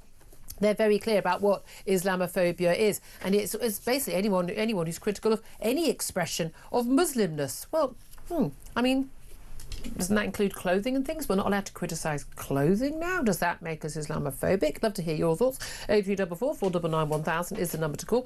Let's get some of your messages. Jessica says, will Angela be looking at something similar for the growing number of anti-Semitism complaints? I understand, actually, Jewish leaders have actually said we don't want a redefinition. We know what anti-Semitism is, don't we? Joanne says, this is a literal blasphemy law. Not only is it dangerous, but we are now setting up another quango, waste of taxpayers' money. Alan says, totally crazy, they can't define a woman, but this is easy. I mean, Alan tweeted the message of the day. Absolutely love that. It's true. If you don't know that all women don't have penises, yes. I'm not sure you can define this. Varia says, to learn who rules over you, simply find out who you are not allowed to criticise. And Rod says, we don't need such a definition with existing legislation which manages this equally for everyone. If we start looking to legislate for individual groups, we will start down a very slippery slope. I don't think it is equal at the moment, actually. I think, actually, it's already unequal. Judith is on the line. She's in Gloucestershire. Hi, Judith. Hi, the brewer. The brewer. I like that. How are you, the Judith? What do you want to say? It's about Islamophobia. What about anti-Semitism? Because I've never understood anti-Semitism. I mean, they've never tried to blow us up or shoot us or stab us or anything. And the thing is, if we don't believe in the Jews, we're not infidels, aren't we? Like we are with the Muslims. So why can't we have one into anti-Semitism? I would love Talk to have an anti-Semite on to explain what is anti-Semitism, because I don't understand it. Well, that's interesting. It's often been separated from other races. I'd like to just query you there. And again, I'm not PC. You know, I don't do any of that stuff. But it's not Muslims who have been trying to blow us up, and I mean Islamist attacks. It's Islamists. It's an Islamist political ideology that's being pushed and is allowed to be pushed by many imams in mosques in this country and by hate preachers. And we should absolutely stop it from happening, and we should root it out much earlier. And frankly, we need to take serious action now. But it's not Muslims. You know, the biggest victims of Islamism, Muslims. They're the ones who are most likely to have their lives ruined or indeed be killed. So I do want to give that caveat. But you're right. I don't understand anyone hating someone because of their religion or their race or their ethnicity. I think it's weird. Yes, it is. But I think anti-Semitism, I mean, when you think it's gone on for thousands of years, and I don't understand the basis of it. I know back to Jesus Christ and all that, but, you know, nowadays, it just seems ludicrous. I thought it was something that was long gone. Certainly, in my teenage years, living in North London with the largest Jewish population in the country, I wonder whether there's more concern about Islamophobia in Labour, because, of course, there are far more. There are millions of Muslims in this country, but there are actually only, I think, a few 100,000, 250,000, I think, possibly Jewish people in this country. So I wonder where, it's voting priorities that are the concern. Judith, thank you for that call. Andrew's on the line in Bristol. Hello, Andrew. Hello, Judith. Very good morning to you. Very good morning. What do you want to say? Great show as usual. Oh, you're very kind. What I'm on to say is, if we're looking for a definition of Islamophobia, there isn't one. A phobia is a fear of something. Yeah. Now, I'm not afraid of Islam. No. In fact, nobody in their right mind would be afraid of Islam, except perhaps if they're being threatened by a guy with a machete. But you're not. No, but I don't think we should be afraid of an ideology or a religious text or religion. But I'm definitely afraid of Islamism, that political ideology, because that political ideology thinks that non-Muslims should deserve to die. So I'm afraid of that. Well, yeah, I agree with you on that one, but I also agree with you on the philosophy, is that people are allowed to believe anything they like, as long as they don't impose it on other people. Yeah. I mean, I even object to sort of people knocking on my door. Let me tell you about my God. No, I don't want you to. Don't come to my door and bother me. If you want to do it on the street, I've got the option of walking past. But don't make me come and open my door to you. Yeah, as soon as people start preaching, it switches me straight yeah, off. Absolutely. But you don't use this basically say we simply don't need a definition. I mean, what do you make of the definition which Labour has accepted? Islamophobia is rooted in racism, is a type of racism that targets expressions of Muslimness or perceived Muslimness. Do you agree with that? No. And the reason I don't agree with it is because Muslim is not a race. Yeah. It's basically a religion. Like I say, people can believe what they like, but as long as they don't impose it on other people. Yeah, and again, people can believe what they like, but they also have to accept the fact that we are allowed to criticise and mock. Mocking religion, mocking people in power, organisations and belief systems is what you are allowed to do in a free country. But it seems to me that we have a blasphemy law, but only for one country, one religion. Sorry, Andrew, thank you for that. Claire Pissell, interesting what both of those guests say. Yeah. Is this the biggest issue facing the country right now? No, because no. Of course, we've got lots of other issues. We've got cost of living, we've got other issues, but there is a growing concern, and I think that this is an awful lot of what the growing support for Reform UK, and we've seen that in the polls, topping even Labour in the polls. Anger at Labour, anger at the Tories on their failures, having talked a good game, to tackle the issue of the cultural changes in our country. This ties in with the Southport riots, post the Axel Cabana murder. It ties into the threats on our streets, two-tier policing, two-tier justice. What we've been seeing on the streets every 2 weeks since October the 7th, 2023, I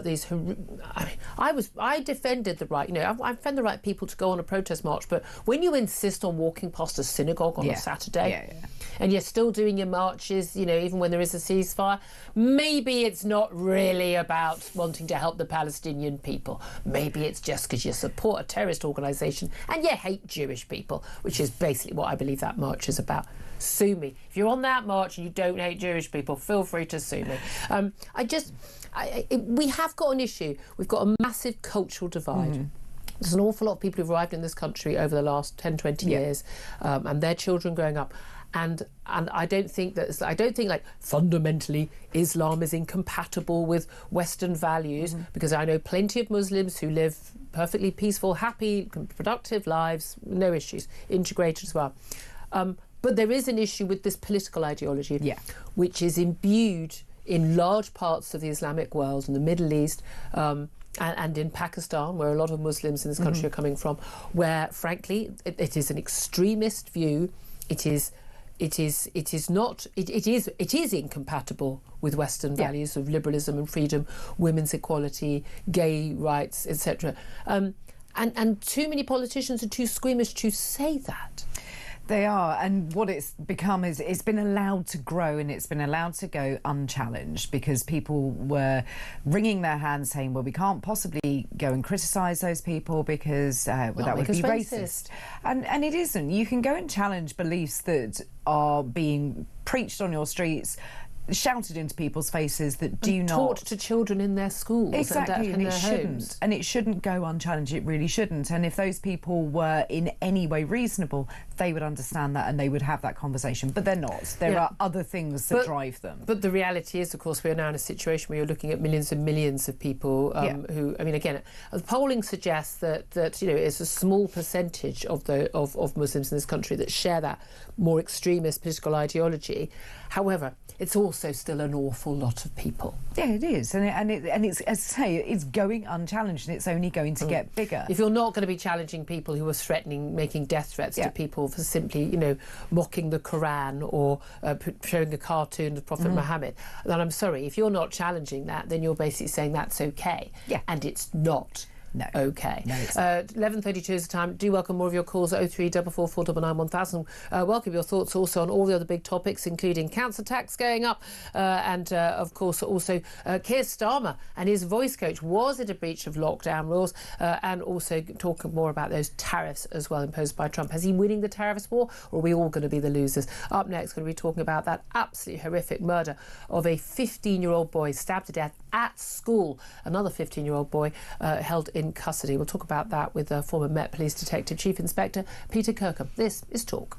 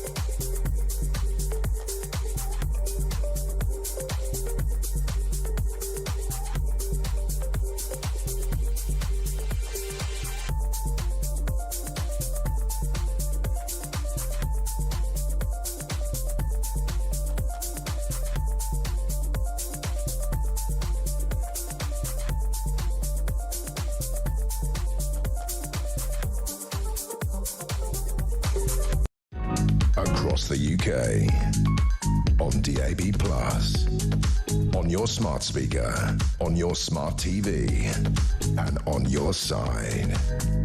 This is Talk. Very good morning to you. This is Talk, the home of common sense. Thank you very much indeed for joining me. Keir Pearson is still with us, and we're joined now by Peter Kirkham. He's a former Metropolitan Police Detective Chief Inspector, talking about this just absolutely horrific story, which is just doesn't even feel like it's sort of, that rare a story, although it is actually rare that a child would be stabbed to death in their actual school. Only in recent weeks we've had children stabbed to death on a school bus on the way home, walking on the way home in broad daylight, other teenagers arrested for those crimes. This time around, a 15-year-old boy named locally as Harvey Wilgus was stabbed at his school, in the school grounds at All Saints Catholic High School in Granville Road in the city, just around 12:15. The school, we learnt, has actually previously gone into lockdown only a week ago with boys with knives threatening violence. Obviously, something that seems to be sort of considered normal these days, is it? Another 15-year-old boy has been arrested on suspicion of murder and remains in police custody, South Yorkshire Police have said. Peter Kirkham, joining us now. I mean, look, we can never get to a situation where this is the norm. I don't want it to be the situation where this is an equivalent of America's situations where children have to practice going into lockdown if there's a gunman on the loose. But the idea of a 15-year-old boy being stabbed to death in his school, the suspect being another 15-year-old boy, terrifyingly doesn't surprise me. Yes, I think it's only been a matter of time before something like this tragically has happened. Yep. We know that knives are carried by young people that overlap into school age, certainly the 14, 15, 16-year-old bracket. We know that youths of those ages and younger have been found carrying knives in schools. And if you carry a knife, sooner or later, someone is going to use it. Yeah.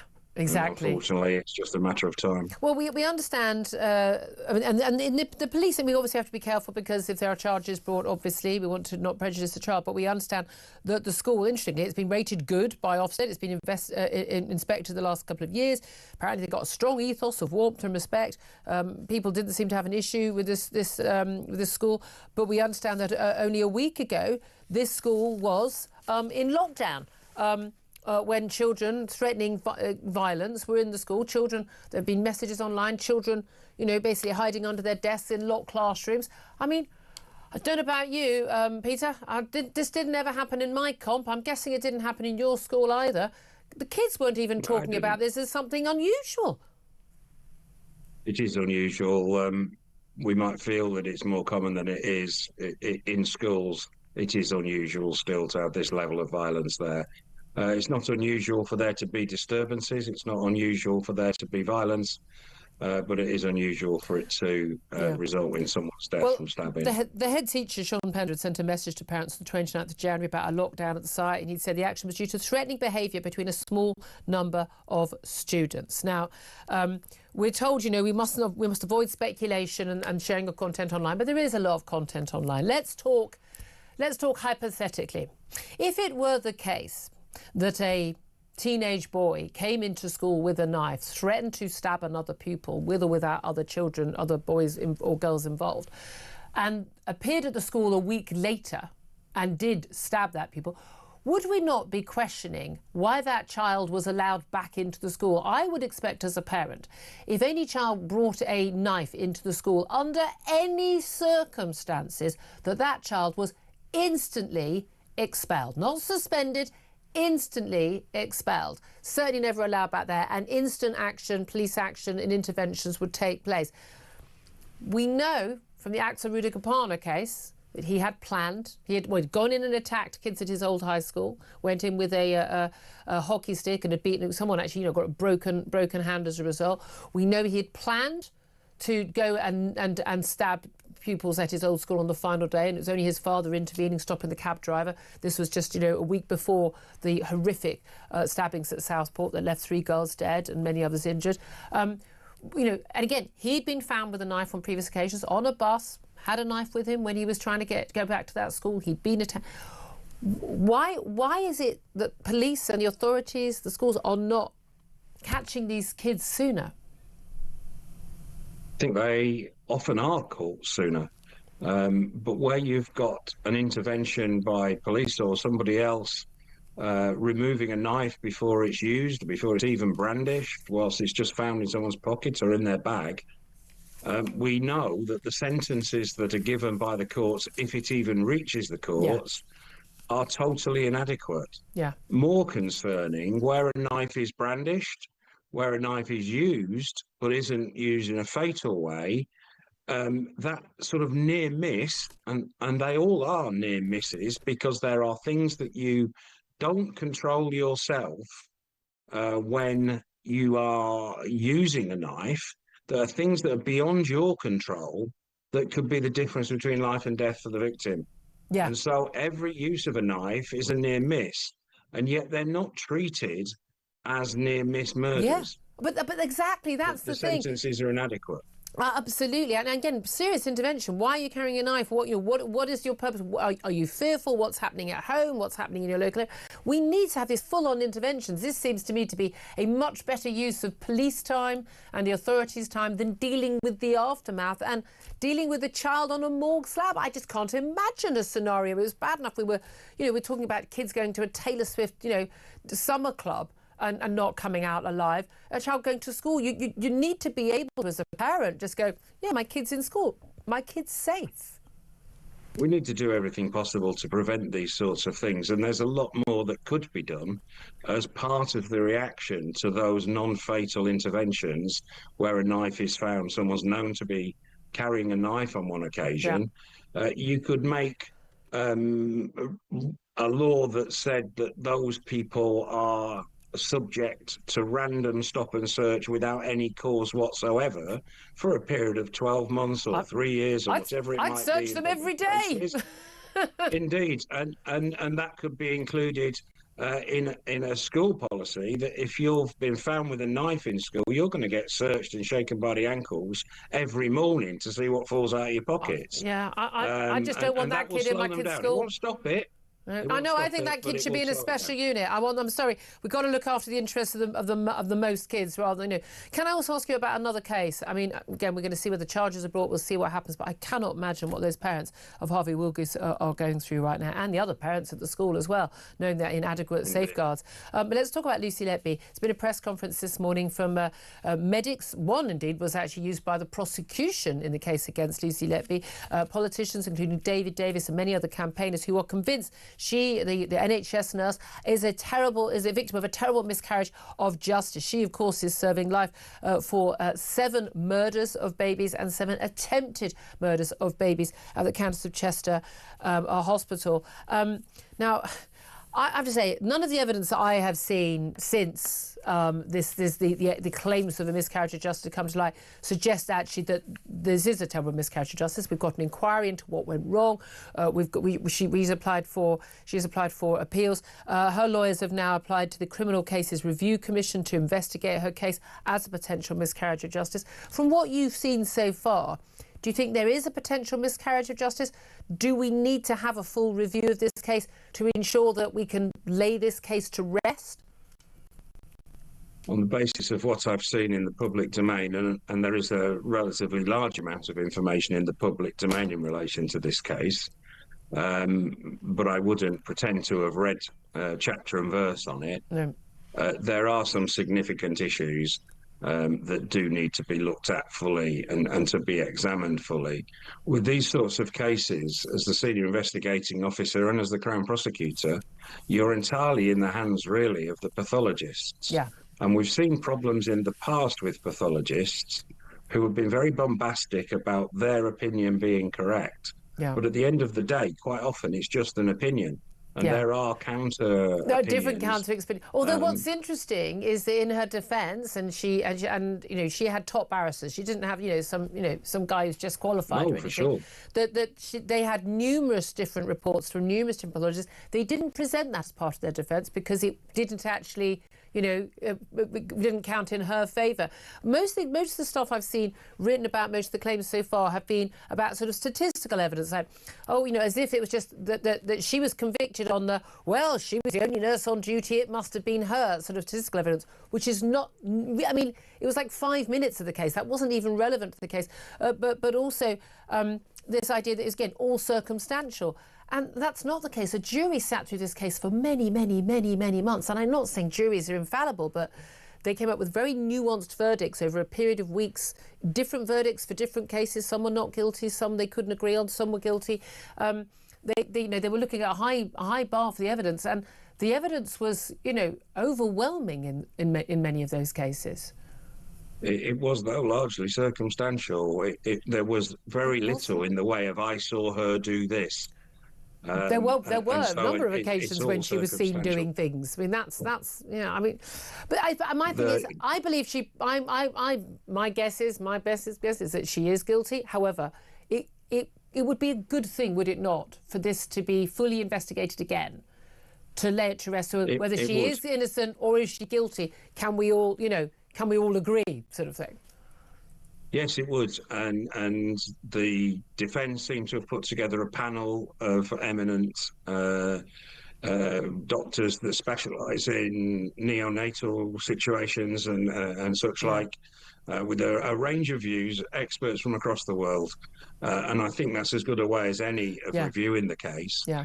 The prosecution relied on one particular pathologist, who I believe was a retired pathologist, or is a retired pathologist now. And he's saying he was misrepresented. From some reports that he's changed his mind about some of his opinions. Yeah, well, no, that's always going to undermine the case. Yeah, he believes he's misrepresented. He's been at the press conference today. We'll see how this develops. Thank you so much for your thoughts on that. Peter Kirkham, former Met Police DCI. Thank you. Claire Pearsall, where are you on this again? This is a really tricky one because I believed her to be guilty. The process was followed. We weren't sitting in the court. We didn't hear every day of evidence. No, we didn't. But there was an awful lot of information that came out of it. And the jury, you're right, made decisions on each case individually, and some of them they couldn't decide on, so they didn't go through. I'm not sure that there is any further evidence that the court can see that would prove her innocence. Yeah, but it wouldn't hurt. I think even for the families of the babies, it must be horrific for them to have all this, brought up again. But to be sure that, because otherwise, if it wasn't her, probably a good idea if we know that. Well, quite. We don't want somebody else running around. No, but or just abject failures in the hospital. It looked like the hospital was failing on many grounds anyway. Yeah. So, anyway, your thoughts on that, very welcome. 0344 499 1000. Also, of course, on the definition of Islamophobia that Angela Rayner wants to put a council together to come up with. Do we need that, and what should it be? 0344 499 1000 is the number to call. Up next, weight loss jabs. They should be harder to get hold of. That's what the latest advice is from pharmaceutical companies. Well, not pharmacists, from the pharmacies. Pharmaceutical companies want everyone to have them. We'll talk about that up next. This is Talk, the home of common sense.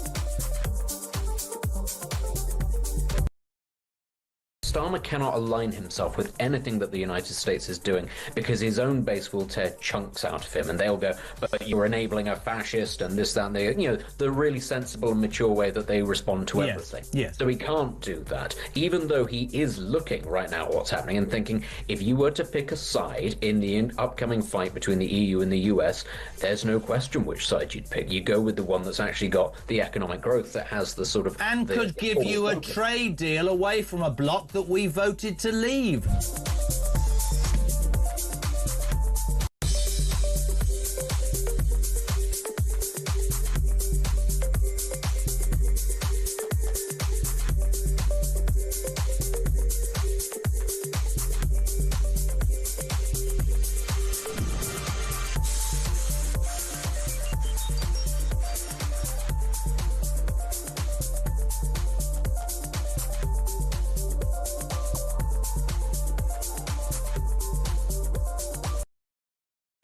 Across the UK, on DAB+, on your smart speaker, on your smart TV, and on your side. This is Talk. A very good morning to you. This is Talk, the home of common sense. Let's talk weight loss jabs. Always in the news, weight loss jabs, the Wegovy's, the Zempic and others. But our online pharmacies are now being told they have to employ stricter checks to stop people who are already perfectly healthy weight or have got a history of eating disorders from being able to buy weight loss jabs. They'll no longer be able to just dispense the medication sold under, I say, Mounjaro, Wegovy and Ozempic to patients who've just completed an online questionnaire or sent photos. They'll actually have to have in-person or on video consultations to verify things like BMI and information from GP or medical records, because they're saying too many people are getting hold of this drug. And yes, guess what? It turns out there are side effects. I know. I'm as surprised as you are.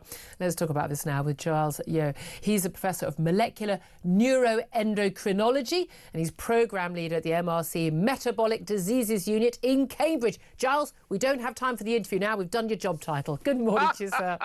Thanks for having me on, Julia. I don't understand a word of that. I got off. That's all I was.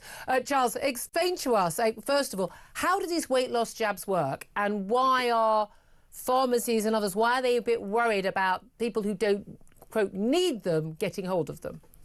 So these weight loss jabs, as they're called, all of them, Ozempic, Mounjaro, are weaponized gut hormones. So they're native hormones in our body that go up when we eat. And these hormones tend to make us feel fuller. So we eat something, these hormones get released, they hit the brain and it says, hello, I'm full. So what the drugs are modified versions of these hormones that stick around the blood for longer. It makes you feel fuller. You feel fuller, you eat less, you lose weight. So broadly speaking, that's how they work. So without feeling like when you're on a health kick and on your January diet, when you're going, oh, I'm hungry all day, I'm eating my lettuce and my tomatoes, but I don't ever feel full and I'm miserable. And then you give up, you have your takeaway and then it's all over. So there's no doubt at all, I've watched lots of people lose weight on these drugs, people who'd really struggled before. Of course, we're told they're only supposed to be given to people for 2 years at a time. Looks like the evidence, even from the trials from these drugs themselves, the moment you come off these drugs, guess what? Unless you've changed your lifestyle and your eating habits and your sort of relationship with food, you put the weight back on. But here's the thing. What is wrong with somebody who you know, they're at a healthy weight, but they'd like to be a bit slimmer? You could be within your healthy BMI, but some people I know would like to just be that little bit slimmer, lose a bit of the tire around the middle. What's wrong with those people getting hold of those drugs? So, in principle, nothing. Okay, so I think a couple of things. The Ozempic and Wegovy are approved only for 2 years. Mounjaro, there is no time limit, actually, so you can have it for as long as possible.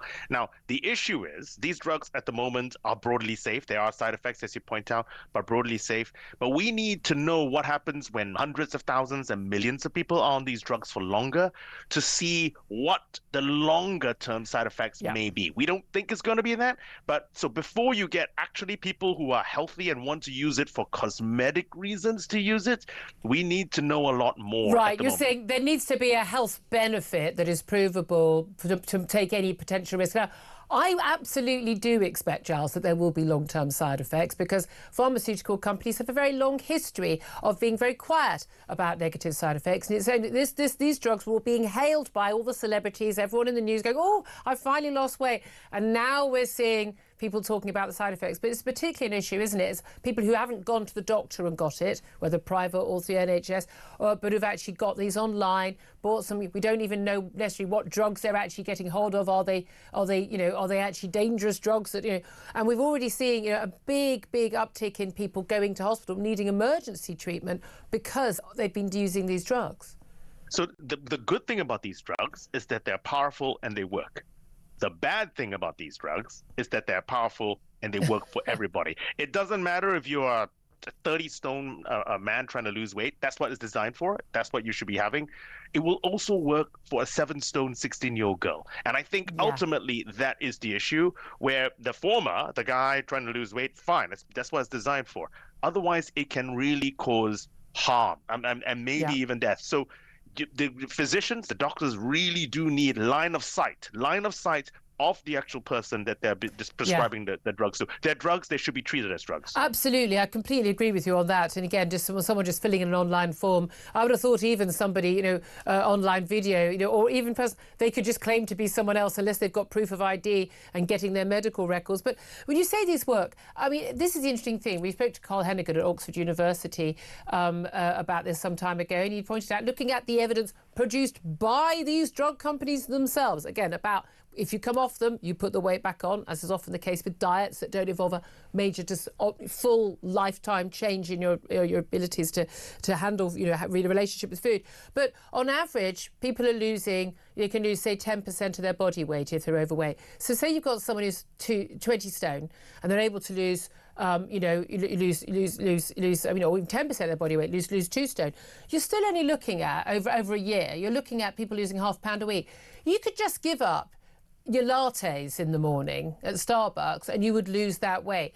It doesn't seem to me there's very much evidence. I mean, I've seen people losing weight on them.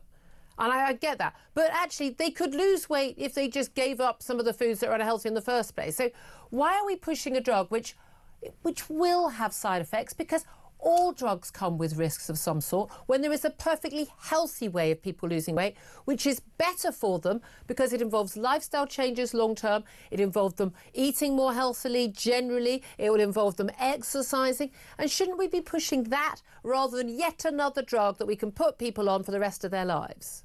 So there is a physics of it. Clearly, you're right. If you eat less, you're going to lose weight. There's no matter who you are, right? That's the problem is, and this is where it lies. Different people feel their thermostat are set, their hunger levels are set slightly differently. So some people are going to be more driven towards food. What this drug does is, so I think about appetite like as a triangle. Okay, so appetite is an integrated term in the middle. So you have hunger. It involves 3 different things. It involves hunger. We know what that means. It involves feeling full, completely different part of the brain. Yeah. And it involves, I love eating, the nice part of eating. I love eating. I love eating. And then what happens is, if you tug at any point of the triangle changes shape. So they all speak to each other. So what these drugs do is they make you feel fuller and therefore less hungry and helps you to lose weight. Now, does it mean everyone should be on them? No. I think you do need to look at the spectrum. There are going to be people who are 35 stone and they probably do need to be on them. They're going to be someone like me. Any risk of the drug is outweighed by the extra help, the extra Correct. health they've got. It's all a cost-benefit analysis. Okay. Now, you're going to get someone like me, and my wife thinks I need to lose 1.5 stone. Don't tell anyone. It's probably true. No one's gonna give me Ozempic, right? I would fit in the behavioral category. I should improve my diet. Right. I should be doing this and that. But you're going to have a bunch of people in the middle, and it's going to be a gray line of which maybe you're 22 stone. Or maybe you are 18 stone, but you are really ill, compared to if you're 18 stone and you're not really ill. We think you look lovely, Giles. Now, that has been such a great explanation. We'll have to leave it there. We're times against us. Giles here, Professor of Molecular and Neuroendocrinology at Cambridge. I so appreciate you joining us. I hope you'll come on the show again. Claire, has he convinced you? Yes, I think he explained it brilliantly. I want it. I do want it. You're so slim and gorgeous.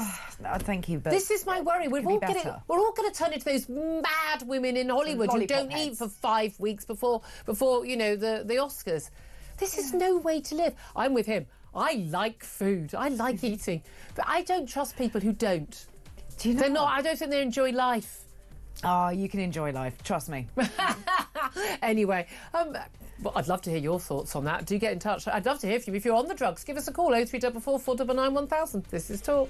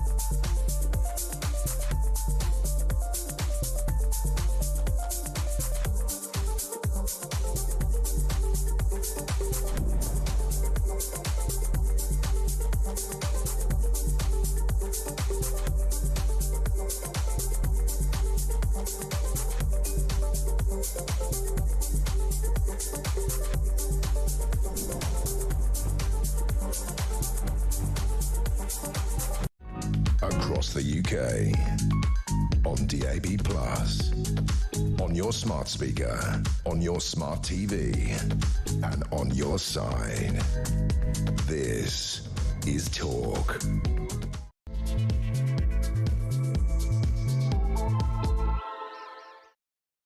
This is Talk. This is the home of common sense. Welcome back to the show. Great good afternoon to you. I'm Julia Hartley-Brewer, and whether you're listening on DAB+ radio or on your smart speaker, watching on YouTube or on your connected device, it's great to have your company with you all the way until 1 o'clock when Ian Collins will be taking over.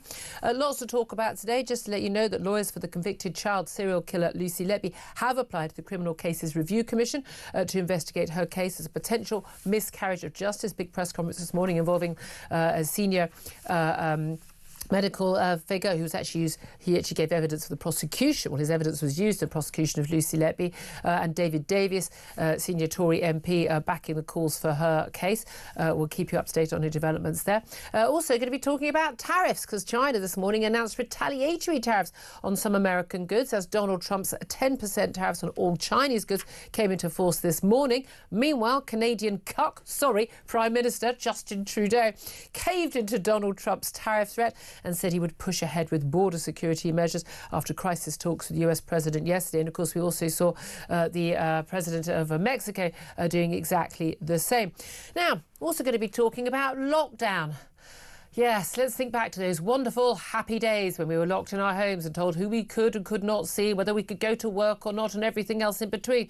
Well, it has been revealed that Keir Starmer's voice coach, because that's vital key worker there, travelled between different lockdown tiers in December 2020, indeed on Christmas Eve, amid a fresh row over whether the Prime Minister broke the rules when he was backing the restrictions on everyone else. And my God, was he backing the restrictions on everyone else. We'll talk about that. Plus, Reform UK has overtaken Labour for the very first time in a YouGov opinion poll. It's not the first opinion poll that put Reform ahead, but it's the first one that's not been seen as an outlier. Reform UK on 25% of the vote, Labour on 24%, Tories trailing on 21%. What does that mean for the future of Westminster politics? What's going on in the council elections and much more? I would love to hear your thoughts on all of those stories. Do get in touch. The number to call is 0344 499 1000. We'll get to guests on all of those stories. Also, love to get more of your calls on air and indeed more of your texts and tweets about Deputy Prime Minister Angela Rayner. She's in the news for two reasons today. One, basically approving council tax rises, which will put some average council tax bills up to $2,500 a year. Because, you'll be able to pay it with all that spare cash you've saved in the last couple of years, what with prices being so low and no costs going up. Remember that? But she's also setting up a council to create an official government definition of Islamophobia. We already know what the Labour definition of Islamophobia is, which basically means any, criticism of basically appearances of Muslimness. That includes even dress. Criticising any aspect of Islam could somehow land you in handcuffs with the police, because you'd be accused of the crime of Islamophobia. I want to know what your reaction is to that. 0344 499 1000 is the number to call. You can text us on 87222. Get in touch on X at Talk TV. Don't forget that calls are charged at the national rate. Text costs one standard network rate message. Let's get back to all the big topics now. Claire Pissell is joining us, former Conservative government advisor. So much of the big debate over Brexit, which we marked 5 years of last Friday. Whoop, whoop. I did not wear my Union Jack dress sitting at home. I did not. I wasn't working. I did have it in the Sun newspaper. I was very pleased with that picture, as suggested by me, my column. But as I celebrated Brexit, but one of the key things that we often talked about was our chances of taking advantage of being outside the EU. And because being in the EU is fine when you've got tariff-free access in the customs union. However, big tariffs imposed on anyone else unless you've got a free trade deal with them. EU was really bad at making free trade deals. And so it was we would be able to have cheaper goods. We'd be able to import stuff from New Zealand without big tariffs on it, and America and the like. Wouldn't that be great? That was one of the benefits. Everyone was a free trader then. Suddenly, even the likes of Reform UK, supposedly a free trade party, as we tackled Richard Tyson earlier, all in favour of what Donald Trump is doing when it comes to tariffs. He's made a number of crucial threats. 25% tariffs on many goods coming in from Canada and from Mexico, 10% on China. Now, the tariffs on Mexico and Canada have basically been put on hold for 30 days. sounds like there's been a win for Donald Trump in phone calls with the leaders of those countries. 10% tariffs went on Chinese goods just at 5 o'clock this morning UK time. Within minutes, we had retaliation from the Chinese with tariffs in return. Talk of tariffs from Donald Trump, blatant threats on the EU. The UK might escape them. We're not quite sure why. The charm of Keir Starmer, apparently. But what does this mean for all of us? What does this mean for world trade? What does it mean for you and me and the pound in our pocket? Let's talk to Rick Gates. He's former deputy campaign manager for Donald Trump back in 2016. A very good afternoon to you, Rick. Hello, Julia. How are you? Or a very early morning to you, I imagine. First of all, how much support is there for Donald Trump on these tariff threats? Because so much of what he was campaigning on was about the cost of living for ordinary Americans, hit hard by inflation in recent years. And basically, tariffs put prices up for consumers. So is there much support for him? Yeah, at the moment, there's an extreme amount of support. Now, we'll see how long it lasts, but in the immediate term right now, because of the way President Trump campaigned on this, because he said, hey, I want to make America great again in terms of our economic engine. We want to look at using those tariffs to fight off immigration and fentanyl. And by the way, I want to create a better environment for manufacturing in the U.S. Let's make more of our own products. You guys went through this in the UK many years ago when you started, focusing on buying UK, building UK. And I think it had a lot of success. So right now at this moment, the majority of Americans are behind Donald Trump's tariffs. They understand there's going to be a short-term pain for a longer-term gain, and we're going to work toward that. And so far, Donald Trump's been pretty effective. The Chinese are the only ones so far that have retaliated. We'll see what impact that has. But at the end of the day, what Donald Trump is trying to do is get to a more equitable trade balance with a number of these countries, which is common sense. But our governments in past, Republican and Democrat, haven't focused on that. But again, the reason why, America imports lots of goods from China is China makes very, very cheap goods. They've got even cheaper energy. Then it's obviously subsidised by, a communist, totalitarian government, very different from what's going on in America. But, the Americans want cheap goods. They want the sort of cheap tat you get from China, which we get, and cheap technology and cheaper cars and all of that. That's what they want.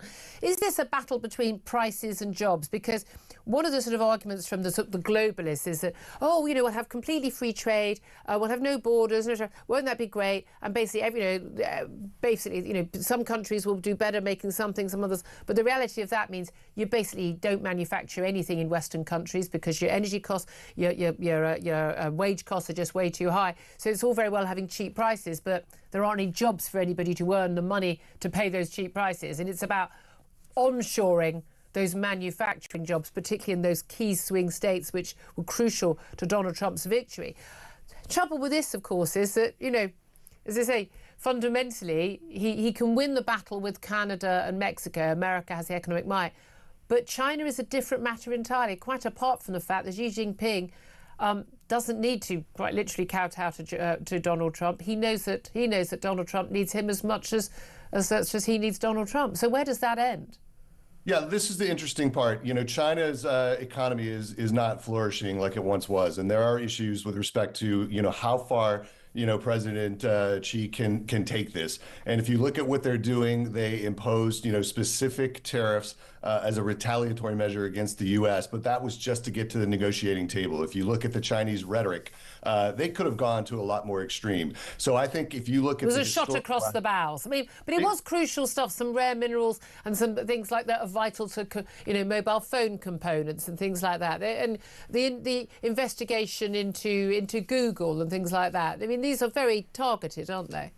Very specific, very targeted, and meant to send a message as opposed to extract a lot of pain. And I think, yes, the Chinese have more leverage than Mexico and Canada, no question about it. But at the end of the day, Chinese also have the experience of Donald Trump's first term, where they were caught unprepared when Donald Trump levied those tariffs against them. So a little more knowledge this time around. And again, they could have gone to a lot more extreme. They didn't. I think that's because they want to get to the negotiating table too, because their economy is in a fragile spot, and they recognize recognize that. Yeah, I mean, that's the thing. People forget, how tied in all our economies are. But the point is, if this continues, and we've got threats against the EU as well, we've got words from Emmanuel Macron from this Brussels meeting yesterday, which was attended, I think, outrageously by our Prime Minister.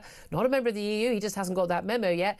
It took 5 years it must have been lost in the post. But basically, talking about retaliation, the EU, he always wants to be the, the strong man of Europe. But the reality is that, the EU could retaliate against America, but Donald Trump is not going to take that very well. No, and you look, EU is an economic powerhouse as well, combined, among those countries. And so I think that the U.S. will tread carefully in terms of what they do. But remember, these are not just, random, threats that Donald Trump's throwing out. He's doing it for specific reasons. He's doing it to get the trade balance into a more equitable position, which previous U.S. governments have not done. And more specifically, and, unopposed to like what the EU's doing, where it's not, a culprit in the immigration and fentanyl fight that we're having along our southern northern borders. Okay. That's why those opening salvos against Mexico and Canada. Well, hold on a minute. But if he holds off the tariffs because he's got other things, then then it's not about a more equitable trade balance. And again, rich countries are often going to be importing stuff. But bearing in mind, everyone uses American tech. That's a massive, massive export, isn't it? Let's talk about Canada and Mexico specifically. Mexico, we saw the Mexican president, relatively newly elected herself, Claudia Sheinbaum. She agreed to reinforce the border with troops. I mean, again, that said, wasn't it, 10,000 troops extra on a 2,000-mile border? I mean, I hope they've got really long arm span. That's all I can say. I'm not quite sure how much that works. Canada also talking about more troops on the border. Both the Canadian Prime Minister Justin Trudeau and the Mexican president talking about controlling the border more in terms of the flow of illegal migrants and the flow of fentanyl and other illegal drugs. I think most of us weren't really aware that there was an issue on the northern border. Why would illegal migrants be coming from Canada, where they're basically welcomed with open arms by the Canadian government? Why would they be travelling to America? And the same with the fentanyl. Surely Mexico would always be an easier route. Could you talk us through how big that problem is? Yeah, it's actually bigger than most people think. I know a lot of people have focused on the southern border, but over the last 4 years, there has been an extreme number of people that have come through the northern border, and it's created a lot of issues. So, in the U.S., we have a saying, every state has become a border state now, and that means they're impacted. So you have states, in the middle of our country, like Indiana, Ohio, that are feeling the effects of these illegal immigrants and the illegal drug trade and the fentanyl crisis coming in and impacting their states. Yeah. In Washington now, we had a group of national sheriffs come in and give us, a lot of examples of what's happening in their states. And it's really, disheartening. It's hard to see these communities wrecked by this type of activity. But the northern border, unlike what most people think, is just as open as the southern border. It just doesn't get as much attention, but there are plenty of immigrants coming through. And if you look at what Prime Minister Trudeau posted yesterday after his conversation, I think he's done more in the last 24 hours than he did in the last 2 years of his term. It's incredible. And you do wonder, well, why didn't you deal with this before? It does seem extraordinary, doesn't it? Let's talk before we leave Great Gate, so about some other measures that have been announced, particularly Elon Musk sort of Doge measures dealing with federal employees. We had all that talk last week and announcements from the president as well. Basically, back to your desks. Working from home ain't an option if you're a federal employee. I think they've got till this Thursday. They've got to be back at their desk in the office or they will be fired. Offer of basically 8 months redundancy pay to all 2 million federal employees. Take it. I mean, they're hoping to get rid of 5 to 10%. Have we got any sign that any of these measures are already hitting home and working? Oh, absolutely. There are a number of federal workers that have already retired, resigned, and the deadline on February 6th, I think it'll be interesting to see how many that number actually amounts to. Won't it just?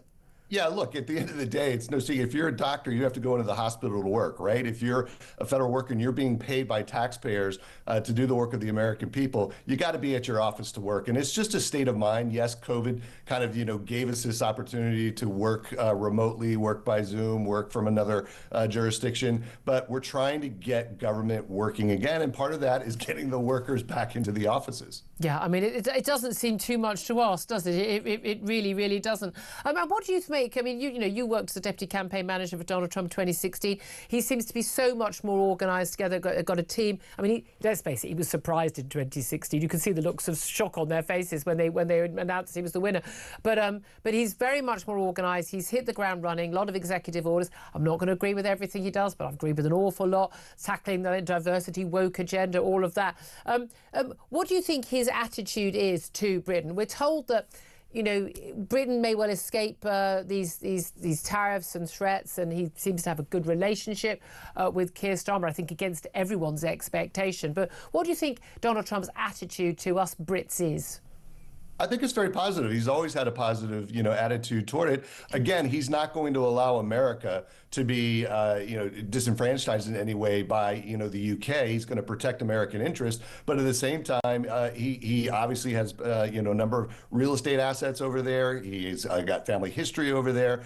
He loves the country. And so I think that he will take that approach, but he will want it to be a fair relationship. That is kind of his ultimate mantra with any country. But I do think the UK holds a special place. That's why I think if you look at what Keir Starmer did during the election and really coming out and supporting Kamala Harris and her team, as a leader in the world, you shouldn't do that. But at the end of the day, you haven't seen a lot of retaliation by Donald Trump with respect to Keir Starmer specifically. Right. I think he looks at the bigger picture and sees that the UK is an important ally in a number of our fights around the world, and he's going to treat it as such. Well, I mean, I think we just need to roll out that red carpet to Buckingham Palace, trip to Windsor Castle, a little bit of Charles, bit of William, Camilla, Kate. That's what we got them for. That's what they're useful for. Rick Gates, such a pleasure to talk to you. Thank you very much indeed. Claire Pistol, I mean, just coming up on the tariff issue, I mean, it's really interesting. I mean, lots of people very much defending, this is a negotiation tactic. But Donald Trump, often some of when he talks about trade imbalances, some of the things he cites are frankly untrue.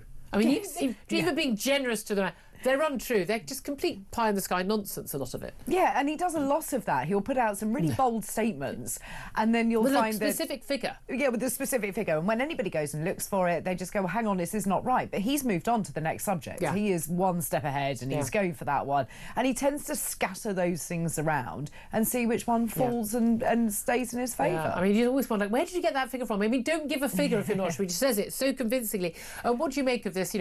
No working from home, 2 million federal employees. On Thursday, you are back in the office or you will be fired. I mean, this is what Elon Musk did at Twitter when he bought Twitter and turned it into X. Basically, he said all these people were being paid massive 6-figure salaries, never turning up. They had a canteen serving sort of Wagyu beef, for an empty office. And, with bean bags and goldfish tanks and things. And basically just said, back in the office on Monday or I'll consider you to have resigned. Now, different labour laws in America from here. Here, can't get Whitehall staff. People literally working in Department of Health, in the Treasury to sodding well turn up to work, having Zoom meetings. You've got the Met Police. They're civilian workers refusing to turn up.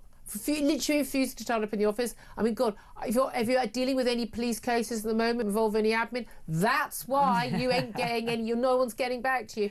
It is just extraordinary. In this country, we can't even get people to turn up 3 days a week. Isn't this the answer? Do we not need a little bit of Trump and Musk here? I think there does when you're looking at taxpayer-funded positions, which is what the civil service are, and that's what Whitehall is full of, then absolutely you need to look at why they're allowed to get away with saying, I'm not going to come in. And whose contract doesn't say that you're going to be required to work wherever it is reasonable? Like, they can't just say, oh, you live in London, now we expect you to work in Fife. They can't do that, but they're reasonably allowed to say, at this particular conference or this relevant to your work, we'd expect you to be there for 2 days.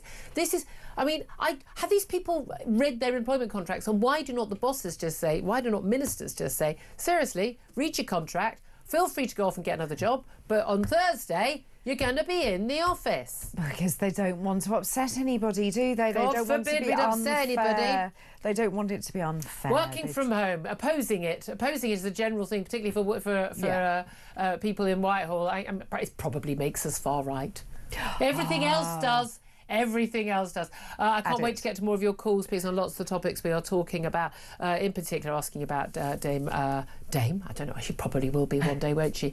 She will. She'll be Dame Angela Rayner. Deputy Prime Minister Angela Rayner setting up a council to create an official government definition of Islamophobia.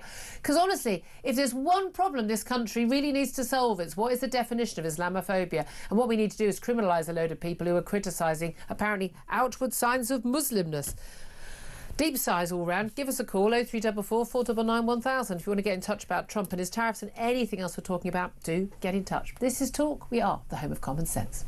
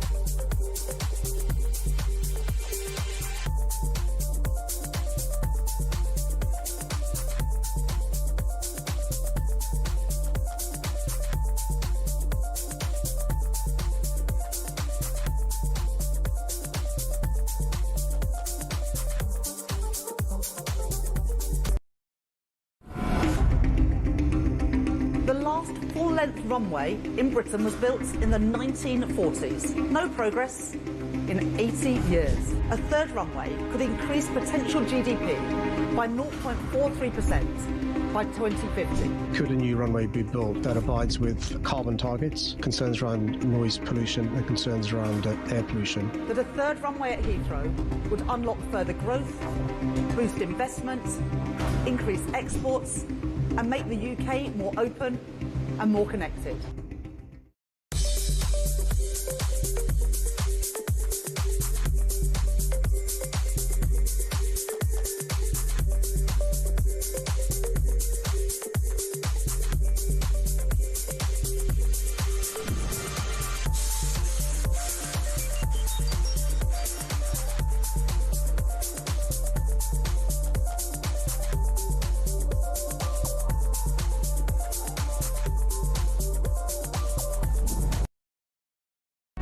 Across the UK, on DAB+, on your smart speaker, on your smart TV, and on your side. This is Talk. Very, very, very good afternoon to you. This is Talk, the home of common sense, with me, Julia Hartley-Brewer. 12:25 is the time. Let's get straight to your calls. 0344 499 1000. Let's go to Dave. He's in London. We want to talk about Angela Rayner setting up a council to come up with an official government definition of Islamophobia. What do you make of that? Well, hi, Julia. Hi. It's clearly the long-term plan, as I've often said, is how they are going to try and seal in the vote. You think this is a long-term plan, basically shore up the Muslim vote? Yeah.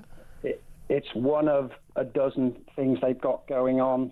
The public sector, they'll all vote Labour, obviously, because that's the best way you're going to get a pay rise. On the Islamophobia thing, that they will stand a better chance of reconnecting back with the Muslim vote, because the Gaza war will be a long distant memory by then. Votes for 16-year-olds, increased postal votes, giving the votes to migrants. Well, they'd like to give votes to EU citizens, which is weird because I was just coming on to that one on my list as well. So this is what they're doing. They're trying to the 16-year-old vote. But they're trying to do the math and work out, how they can seal this vote in. Clearly, they've got a problem with pensioners now, farmers, any right-minded thinking citizen in the country, which is private sector. Yes, private, all of that, but private sector generally. But so that's clearly what's. But so you think this is gerrymandering? Because here's the thing: this is what the Democrats were accused of doing in the United States. Actually, bring a load of migrants, basically allow them settled status or allow them to vote, and whether dodgily or in reality, all these different things. You woo the younger vote, you that. How's that worked out for them in November last year? And the reality is that actually, a lot more people are a lot more sensible. Also, young people, like in most of Western Europe, actually, are moving to the right, not the left. Yeah, I think, I mean, I like Nigel Farage, but we don't have a Donald Trump coming along who's going to sort this out in the space of 3 weeks. And I don't know if you've listened to Sweet Caroline, the new press secretary. I mean, what a powerful woman, 27 years old, got children, and is having a daily conference with 400 press people. Yeah, and it's amazing. It is incredible how often no one in the media in America queried the fact that Joe Biden would go months and months and months and months without answering a single question from the media, which is an absolute outrage. Yeah, absolutely. And even Trump, I know when he stood up about the plane crash in the Washington and started going on about DEI, and it went off on a bit of a tangent. He may well be right, though. At least he came along and at least he talked. I reckon Biden would have put his transport secretary up to talk about it and stayed in his bunker. Yeah, no, absolutely. Very, really interesting. Thank you so much for that, Dave. Thank you for that. Let me read some of your texts and tweets coming in as well. Tim says, this definition of Islamophobia, extremely dangerous. It should be stopped at all costs. Jill says, if only we all had armed police following us around, we would all feel a lot safer, but only a few are privileged for like that, the ones making all the ridiculous laws, which is a very good point. But the politicians doing this are protected. Be waste of time, money and resources, so exactly what I expect of this government, especially Angela Rayner. Mickey says waste of space, time and money just so they can try and secure their future voters. Along the lines of what Dave says, disgusting traitors to the British tax-paying public. Norman says, why do we need it? The Equalities Act 2010 protects religions from discrimination or persecution. We have laws against hate speech already. And Warwick says, isn't there already an Islamic council technically running in the background of Westminster? Or at least that was my understanding. And Gary says, why do one group get special protection, privileges and treatment? The only phobia in this country is far-rightophobia, i.e. everybody. But this interesting thing, Claire, this is supposed to be about sort of improving community relations, and everything we're always told, we didn't want to bring up like all the rape, grooming gangs, community tensions. We have to worry about not giving information about Axel Cabana and the Mass Houseport murders because of community tensions. And actually, again and again and again, the authorities stir up community tensions by two-tier policing, two-tier justice, treating and having different expectations of different people of different backgrounds, and they stir that up. And again, I do think right-minded people of every ethnicity and every religion all share the same view. They just want to be treated the same. They do, and you store up so many more problems if you start giving certain groups more control over an area or better treatment. Or more privilege, more privileged protection. Absolutely, and we defer to their religion, for example, and you shouldn't have to do that. We are citizens of a country. If you are taxpayers, you are all equal. You should be treated as such. You shouldn't split up communities based on ethnicity. But I've very much stood up for what's Israel and like. But we've been invited to bat mitzvahs, the Jewish girls sort of coming of age parties with my daughter's friends, and we've been invited to them by really good friends of ours, but they've been in Orthodox synagogues where men and women are seated separately and things like. And we've just said, no, thank you, we're not willing to do that. I wouldn't do it in a mosque. I wouldn't do it in a synagogue. And again, I don't have to agree with it. I would not come and make a scene. I simply won't attend. Please don't take offence. I cause none. But I refuse to be forced to do that because it's not something I accept or believe in. I think it's wrong. So I don't. So again, one can be really supportive of someone's rights, someone's right to safety and protection, but not sign up to those views yourself. And I don't want to. I give my views. I'm open about my views. That is my job. But I'm not going to force anybody to agree with me on any particular issue that someone with a religious perspective could disagree on. I had a baby before I got married. There'll be some, Christians be horrified by that, many other religious groups, but I'm not forcing them to do it as long as they don't force me to do it. Well, this is it. I mean, I'm divorced, so that, casts me aside in many Get her out of the studio! I'm an awful person. Hey, Scottish woman. Exactly. What should we do?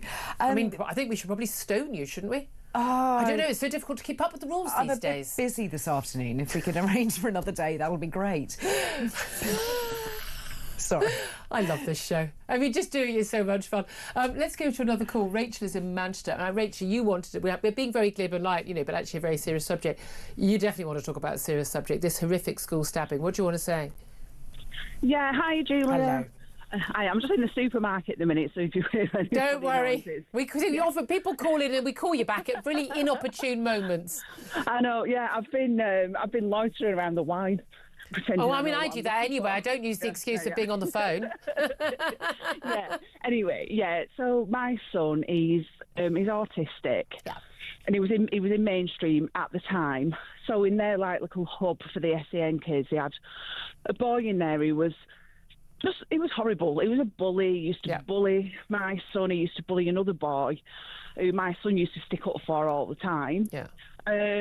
Nothing was ever done about it, as they never do. Excuses made, yeah.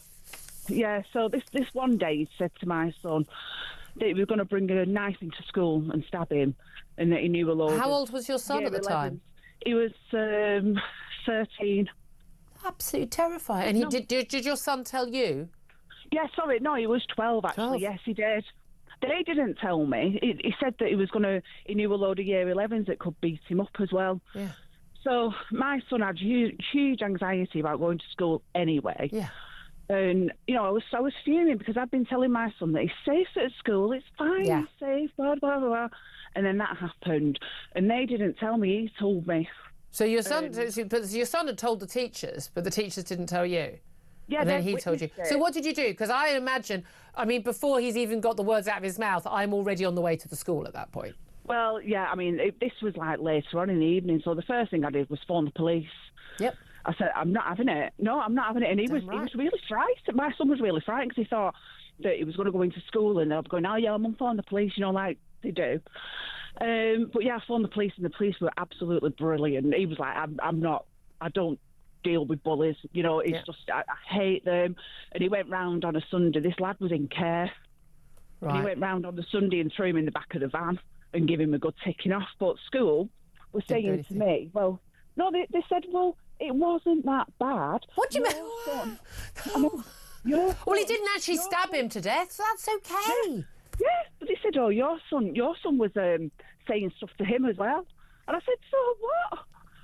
Unless he threatened to actually stab him, God, as a general rule, I'm of the view, can we not bring police into schools and let kids, sort their stuff out? Well, I think parents often, teachers don't let kids sort stuff out. But when there's a bully or someone threatening with a knife, and what we saw, there are parents, parents of Harvey Wilkes, who they had to go and identify their son on a morgue slab. I'm sorry, exactly. Can you imagine? I know, and it's disgusting the way that they dealt with it. Was the kid allowed back into school? Yes, and this is the thing, because they said, oh, he's got complex needs around communication. Do you think? I was like, I have complex needs around other things as well if I get my hands on him. Yeah, well, I've got complex needs as a mother. My complex needs involve my child not being stabbed to death at school. And that is extraordinary. Again, how did it resolve itself? If it did? Well, I ended up having to pull him out of the school because he was frightened. Yeah. And they kept saying to me, well, he won't see him anymore. They're in a different place. He won't be near him. He won't be this, that, and the other. I said, he's not coming back. No. That is it. He is not coming back. That's what mums have to do. Rachel, I so appreciate your call. Yeah. You get back to your shopping. Really appreciate that call. Claire, you've got a teenage lad. Yeah, I do. And it's terrifying. It is absolutely terrifying. You don't think that your child is going to school and not come home again. Nobody does. But I think just that last call with the treatment of that child by saying your child was equally as bad. Yeah. Absolutely ridiculous. But clearly he wasn't, because he wasn't arrested by the police. He hadn't made that same threat. But the police, all fair play to them, sounded like they handled it incredibly well. But it shouldn't be down to the luck of having a good police officer who's going, also, you want that kid to get a short, sharp shock. And But again, you threaten with a knife. Bye. Thanks for coming. Out of school. Whatever unit he's in the school, he needs to be in a safer unit somewhere else. Yes. Exactly. Or just wait till the next kid gets stabbed. Crazy. 12:35 is the time. Do get in touch, your thoughts on all of that. 0344 499 1000. Up next, we're going to be talking about, how Keir Starmer is managing the possible threat of US tariffs. Would they hit us? Would they hit us if it hit the EU? Also, did Keir Starmer break lockdown rules with his voice coach back in December 2020? This is Talk. We are the home of common sense.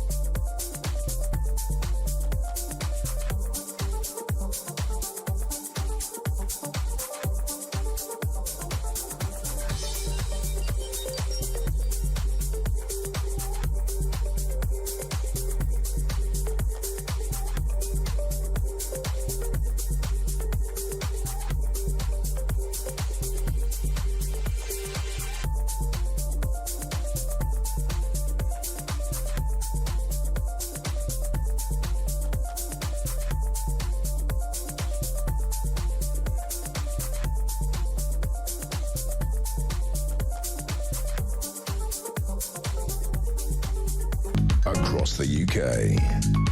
On DAB+, on your smart speaker, on your smart TV, and on your side. This is Talk. A very good afternoon to you. This is Talk, the Home of Common Sense, with me, Julia Hartley-Brewer. Let's talk British politics now with Jonathan Haslam. He's the former Director of Communications for John Major when he was at Number 10, and he joins us now. Good afternoon to you, Jonathan.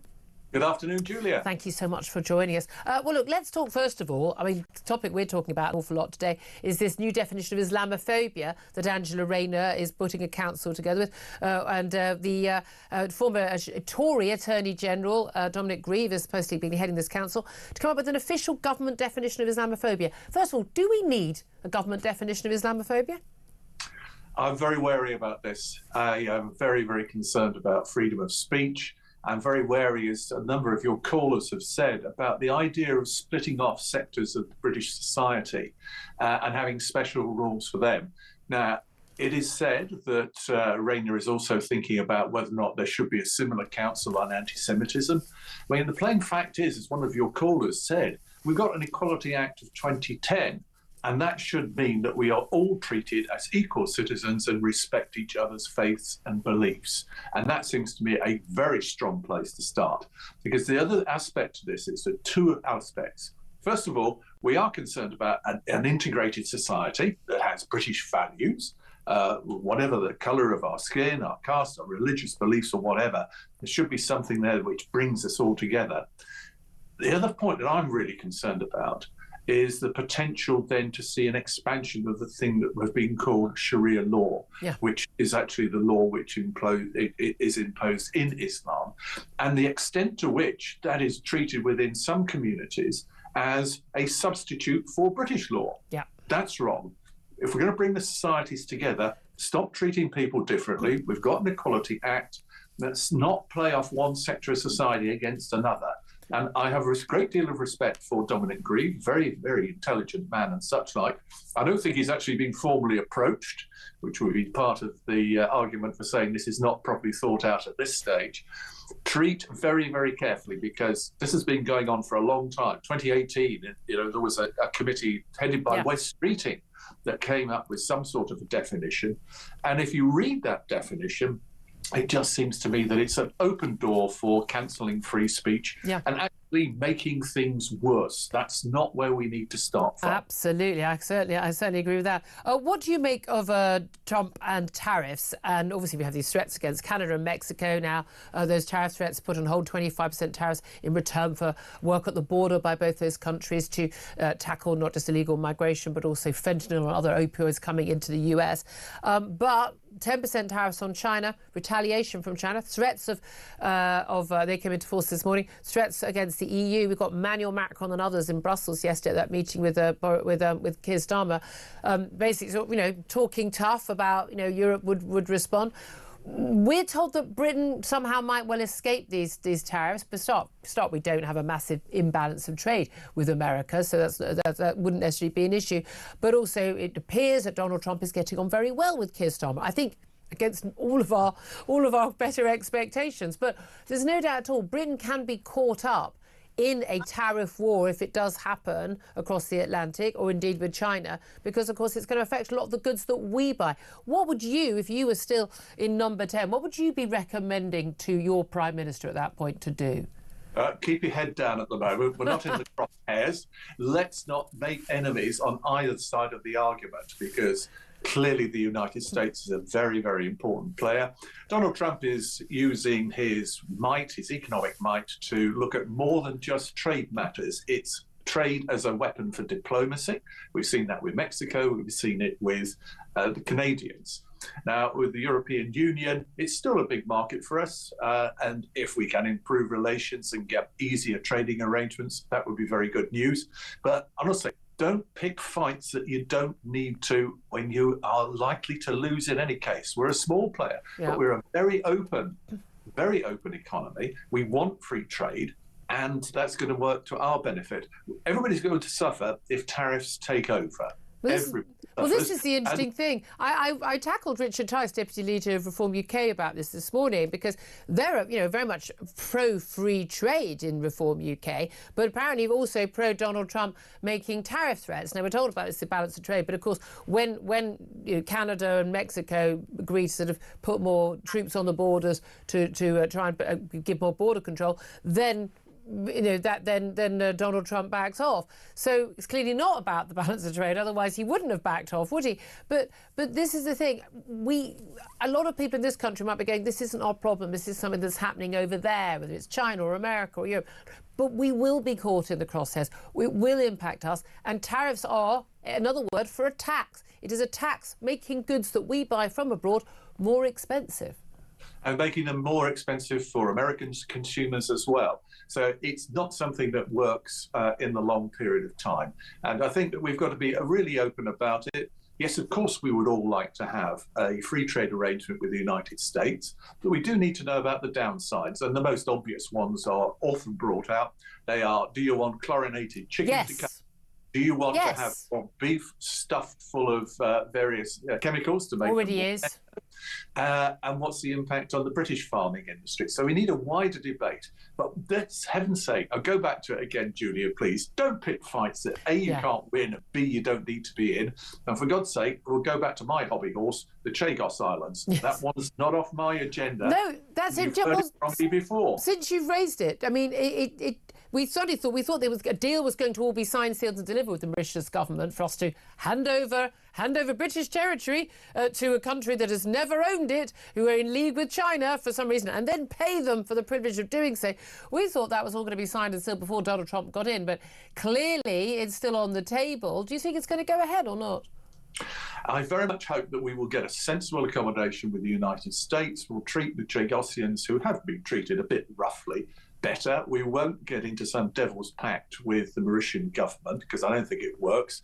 And if Nick Thomas-Symonds is talking about utter pragmatism with the Minister. European Union, then that's fine. Let's have utter pragmatism elsewhere. Because what we've got here is, an international court headed by those bastions of freedom, Russia, China and Iran, telling us that we're bad boys. I've got no time for any of these international courts, particularly after some of their rulings on Israel as well. Let me bring you back close to home, though.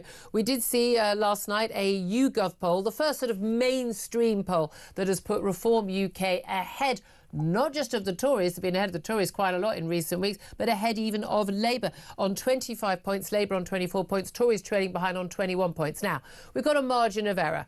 They could all be mixed up, but the direction of travel is very clear. Reform going up, Tories going down, Labour certainly plummeting down since their victory last July. How worried should Kemi Badenoch, as a very new Tory leader, how worried should she be about Reform's rise in the polls? In particular, we know that Reform took a lot of Tory votes in July last year at the election, but also, according to this poll, even of those who voted Tory last July, a quarter of those are now saying they would vote Reform. How worried should she be? She should be extremely worried. And where is Kemi Badenoch? I don't think I've heard much from her in the past few months, weeks, since she became leader. She's not at the moment out there fighting for the Conservative Party. And although really, we talk about margins of error, opinion polls at this time of a national nature don't matter. But one point. We've got local elections coming up. Are there going to be more local elections where Tory councillors are defecting and going to stand for Reform? It's going to be a fascinating contest. It'll tell us quite a lot about the direction of travel. But cautionary words, we've been here before. I can remember the 1980s and the SDP and how they flew very high in the polls. And even now, although you've seen the Brexit Party, the predecessor of Reform, do tremendously well in European elections, it didn't work nationally.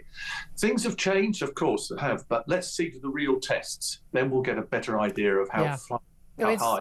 Certainly momentum of travel, but as you say, I mean, again, there's a very high bar. There's a point at which in the polls you need to get over for actually to deliver a big number of seats. Just finally, I want to ask you about Keir Starmer being criticised for possibly breaking COVID rules and lockdown rules back in December 2020. Remember, we were all told, no, we're not going to have a lockdown, but we're going into certainly the London and South East, millions and millions of people into Tier 4. You were banned from travelling from a lower tier into a higher tier. Pretty much people were told to stay at home. We're having another another round. But Keir Starmer, for some reason, decided to get a voice coach, Leonie Mellinger, to visit his Labour London headquarters on Christmas Eve. To give him some advice before he made a statement on Boris Johnson's then Brexit deal. He's been accused of basically breaking those lockdown rules, that she was doing all of her other work online. She travelled by train between tiers. It wasn't clearly essential work. Some claims that she was somehow a key worker, as of course he was as a politician. Do you think he broke lockdown rules, and does it matter if he did? Well, two things. There's several things. First of all, it's dubious whether or not he broke the law because he had it designated as essential worker. I can't get worked up about that. I can get worked up about the drip feed about his character. We've seen it with the gifts that he's taken, and that's bad news for him overall. Yep. The other thing is, what was the point? Anybody who heard the work from, let's go and turn the lights on in Regent Street knew that this lady actually hadn't done her job terribly well. I mean, he definitely shouldn't have paid her, should he? Jonathan Haslam, thank you very much indeed, former Director of Communications at Number 10. I have to say, at the point this was happening, I was in Antigua on holiday. As was interesting. Having said, I didn't think we should lock down again, by the way, and arguing against it, and went totally legally, by the way. I was reported to the police by a few various people. And they're totally legal, along with everyone else on the plane. We went into Tier 4 while we were in the air. One Piers Morgan, interestingly, also went to Antigua that holiday, as I discovered while I was out there. We're quite well known, because he's always in Antigua. But interestingly, having told everybody, I don't see what the big deal is, we need to lock down for Christmas, and then went to Antigua on holiday. No. All right. Some of us aren't hypocrites about these things. No. 12:49 is time. We're going to take a quick break. We'll get back to you. We'll hear more from Claire coming up next. This is Talk.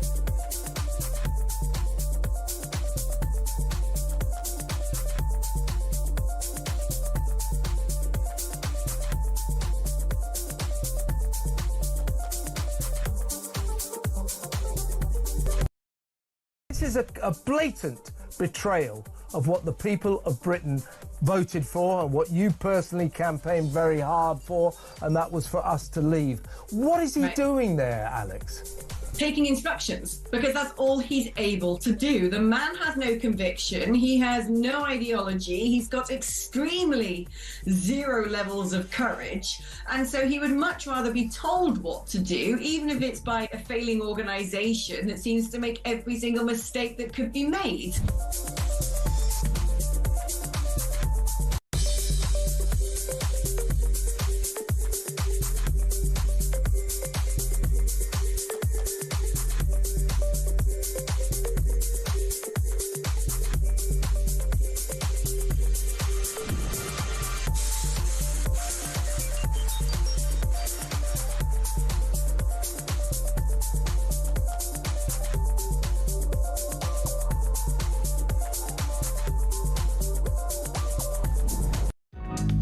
across the UK. On DAB+, on your smart speaker, on your smart TV, and on your side. This is Talk. Very good afternoon to you. This is Talk, the Home of Common Sense. Claire Pearsall still with me, former Conservative Government Minister, Advisor. What is it, Minister? Minister. I'd love you. I wish you'd been a minister. You lot might not have lost the election if they had sensible people like you. I do like to point out that her other half is a right old lefty. Can you be a right old lefty? You know what I mean? A newspaper political editor, a lefty, and he messages every time we're on air together going, you bunch of right-wingers, you know, he's stepping around the studio. Yeah, he's accused me of wearing jack boots. So, you know, he's lovely, honestly. He's very good. He's misguided. To be fair, I had a Christmas party and your husband turned up in a flak jacket. Certainly did. To my Christmas party. He did. He wore that all the way through London. Quite genuinely. You were very proud. You were very proud. He's a top man. Anyway, hello, Nigel. He's going to message us now. I want to come back to this issue of Starmer's voice coach. Now, yesterday, Mike Graham and I were chatting about this, and I said, I just don't, you know, I've not moved on from it. I'm genuine. I still see stories. I still see you know, films, things that are filmed during that time, and people wearing masks. And honestly, my whole body tenses up. I'm so angry about it. And, you know, I was duped in the first few months. You know, I was going, wear a mask, wear a mask. You know, so angry about the lies we were told and the outrageous imposition on our civil liberties. But I'm particularly bothered by the hypocrisy. Now, I'm somebody who absolutely said from word go, as soon as we emerged about those parties at number 10, Boris had to go. I mean, the Cabinet Secretary should have gone. Most of his senior staff should have gone. I am apoplectic about it. I will be to the end of time. Every time I see Boris Johnson at something, you know, I go to Westminster, he and I just look at each other, I'm like, still glad you're out. I genuinely, it wasn't about Kate. He was quite happy for everyone. He was quite happy to impose, and it was his choice. He wasn't bamboozled. It was his choice as the Prime Minister to impose rules and laws on us that probably saved not a single life, cost in the long term far more lives because lockdowns and not, you know, and the way they treated people, the impact, the impact on education, on health, on social cohesion, every aspect of our lives, I think, are worse now as a result. I really do. It's a terrible, terrible thing to have done against all the original medical advice. Keir Starmer was cheering it all on. He wanted every lockdown to start sooner, to be deeper, to be stricter, to go on longer. Genuinely, on the basis on which they said that lockdown should continue, we would still be in lockdown now. Because you know what? People are still dying of COVID. Oh, by the way, lots of other things, which say no one died of anything before 2020. Remember that. But Keir Starmer and his curry and beer, I think that was a breach of lockdown rules. I think it's an absolute load of technical nonsense that he wasn't in breach. And he absolutely would have been. I don't believe for a moment they weren't routinely breaching it. Numerous MPs, numerous people who were pushing with this stuff. We know the likes of, you know, Kay Burley on Sky News, wagging her little finger all the time on television. Off she goes, has a lovely dinner and goes to a bar for her 60th birthday. Was not allowed at the time, did it anyway. Keir Starmer's voice coach, Leonie Mellinger, who's clearly not very good at her job because we've heard him speak, right, since then. She travelled between different COVID tiers from tier 3 to tier 4. That was definitely 100% against the rules. Residents in tiers 1 to 3 should not enter tier 4 areas. But she travelled to London on Christmas Eve 2020 to give him voice coaching before he made a statement about Boris Johnson's Brexit deal. She posted a photograph inside the Labour headquarters out of an empty train going home, she wrote. So we know it happened. There's no doubt about that. Was she on some technicality key work? We know lots of bizarre reasons. Sports people and actors were allowed to be key, you know, keep the population quiet with some football and some Netflix seemed to be the argument from the great and the good. But I mean, was this a breach and does it matter? Yes, it was, and yes, it does. I really do. I haven't forgiven Boris Johnson for a lot of his bad behaviour. But when you look at Keir Starmer and a lot of senior Labour MPs were having a pop every single time a Tory MP was found to have breached the rules, they called for them to resign. Why isn't it any different? They were, the Labour lot weren't making the rules, but they were egging them on. They were, and they wanted tougher rules, and they wanted longer, tougher rules at that. So no, I'm not buying any of this, and the silence we're getting from number 10 isn't going to last. And the tetchy response from Keir Starmer when he was asked in Brussels about it of course I didn't breach any rules. I mean, I think even if there were a police investigation, again, it would be her that broke the rules, and it would all disappear. People say no one would care, but there are a lot of people who weren't with relatives; they were left on their own. There are people who had relatives die, didn't get to meet their grandchildren newborn, who will remember every single moment of this, and they are still will angry care. and quite rightly. Claire Pistol, thank you so much. Great to have you on the show as always. One Mr. Ian Collins has arrived in the studio. Do you care about this? I care about it from a completely different angle. I am fuming about it because I was on the shortlist for the voice coach gig. You'd have done a better job. I was right up there, final 3, never got a phone call back, and then suddenly this actor woman suddenly pitches up at number 10. I have to say, whatever she was. I'd love to know what they paid her, because she really did do a great job. If this is... Basically, his issue was he was a bit wooden when he was reading things. It's like, oh, but now, such a contrast. Oh, he's great. Yeah, well, when he was asked that in Brussels, I think that's what came back. He was trying to work out when he was going to get his money back, wasn't he? That's what it was. Seriously, he must have put in an invoice to get the return But of the apparently funds. she worked with him for a long time. So like 2017 or something? I mean, 2019 or something to help like him that. even when he was... So when did this happen? There's never been a transformation of Keir Starmer's delivery capabilities that have always been pretty woeful. It's really sort of a kind of a weird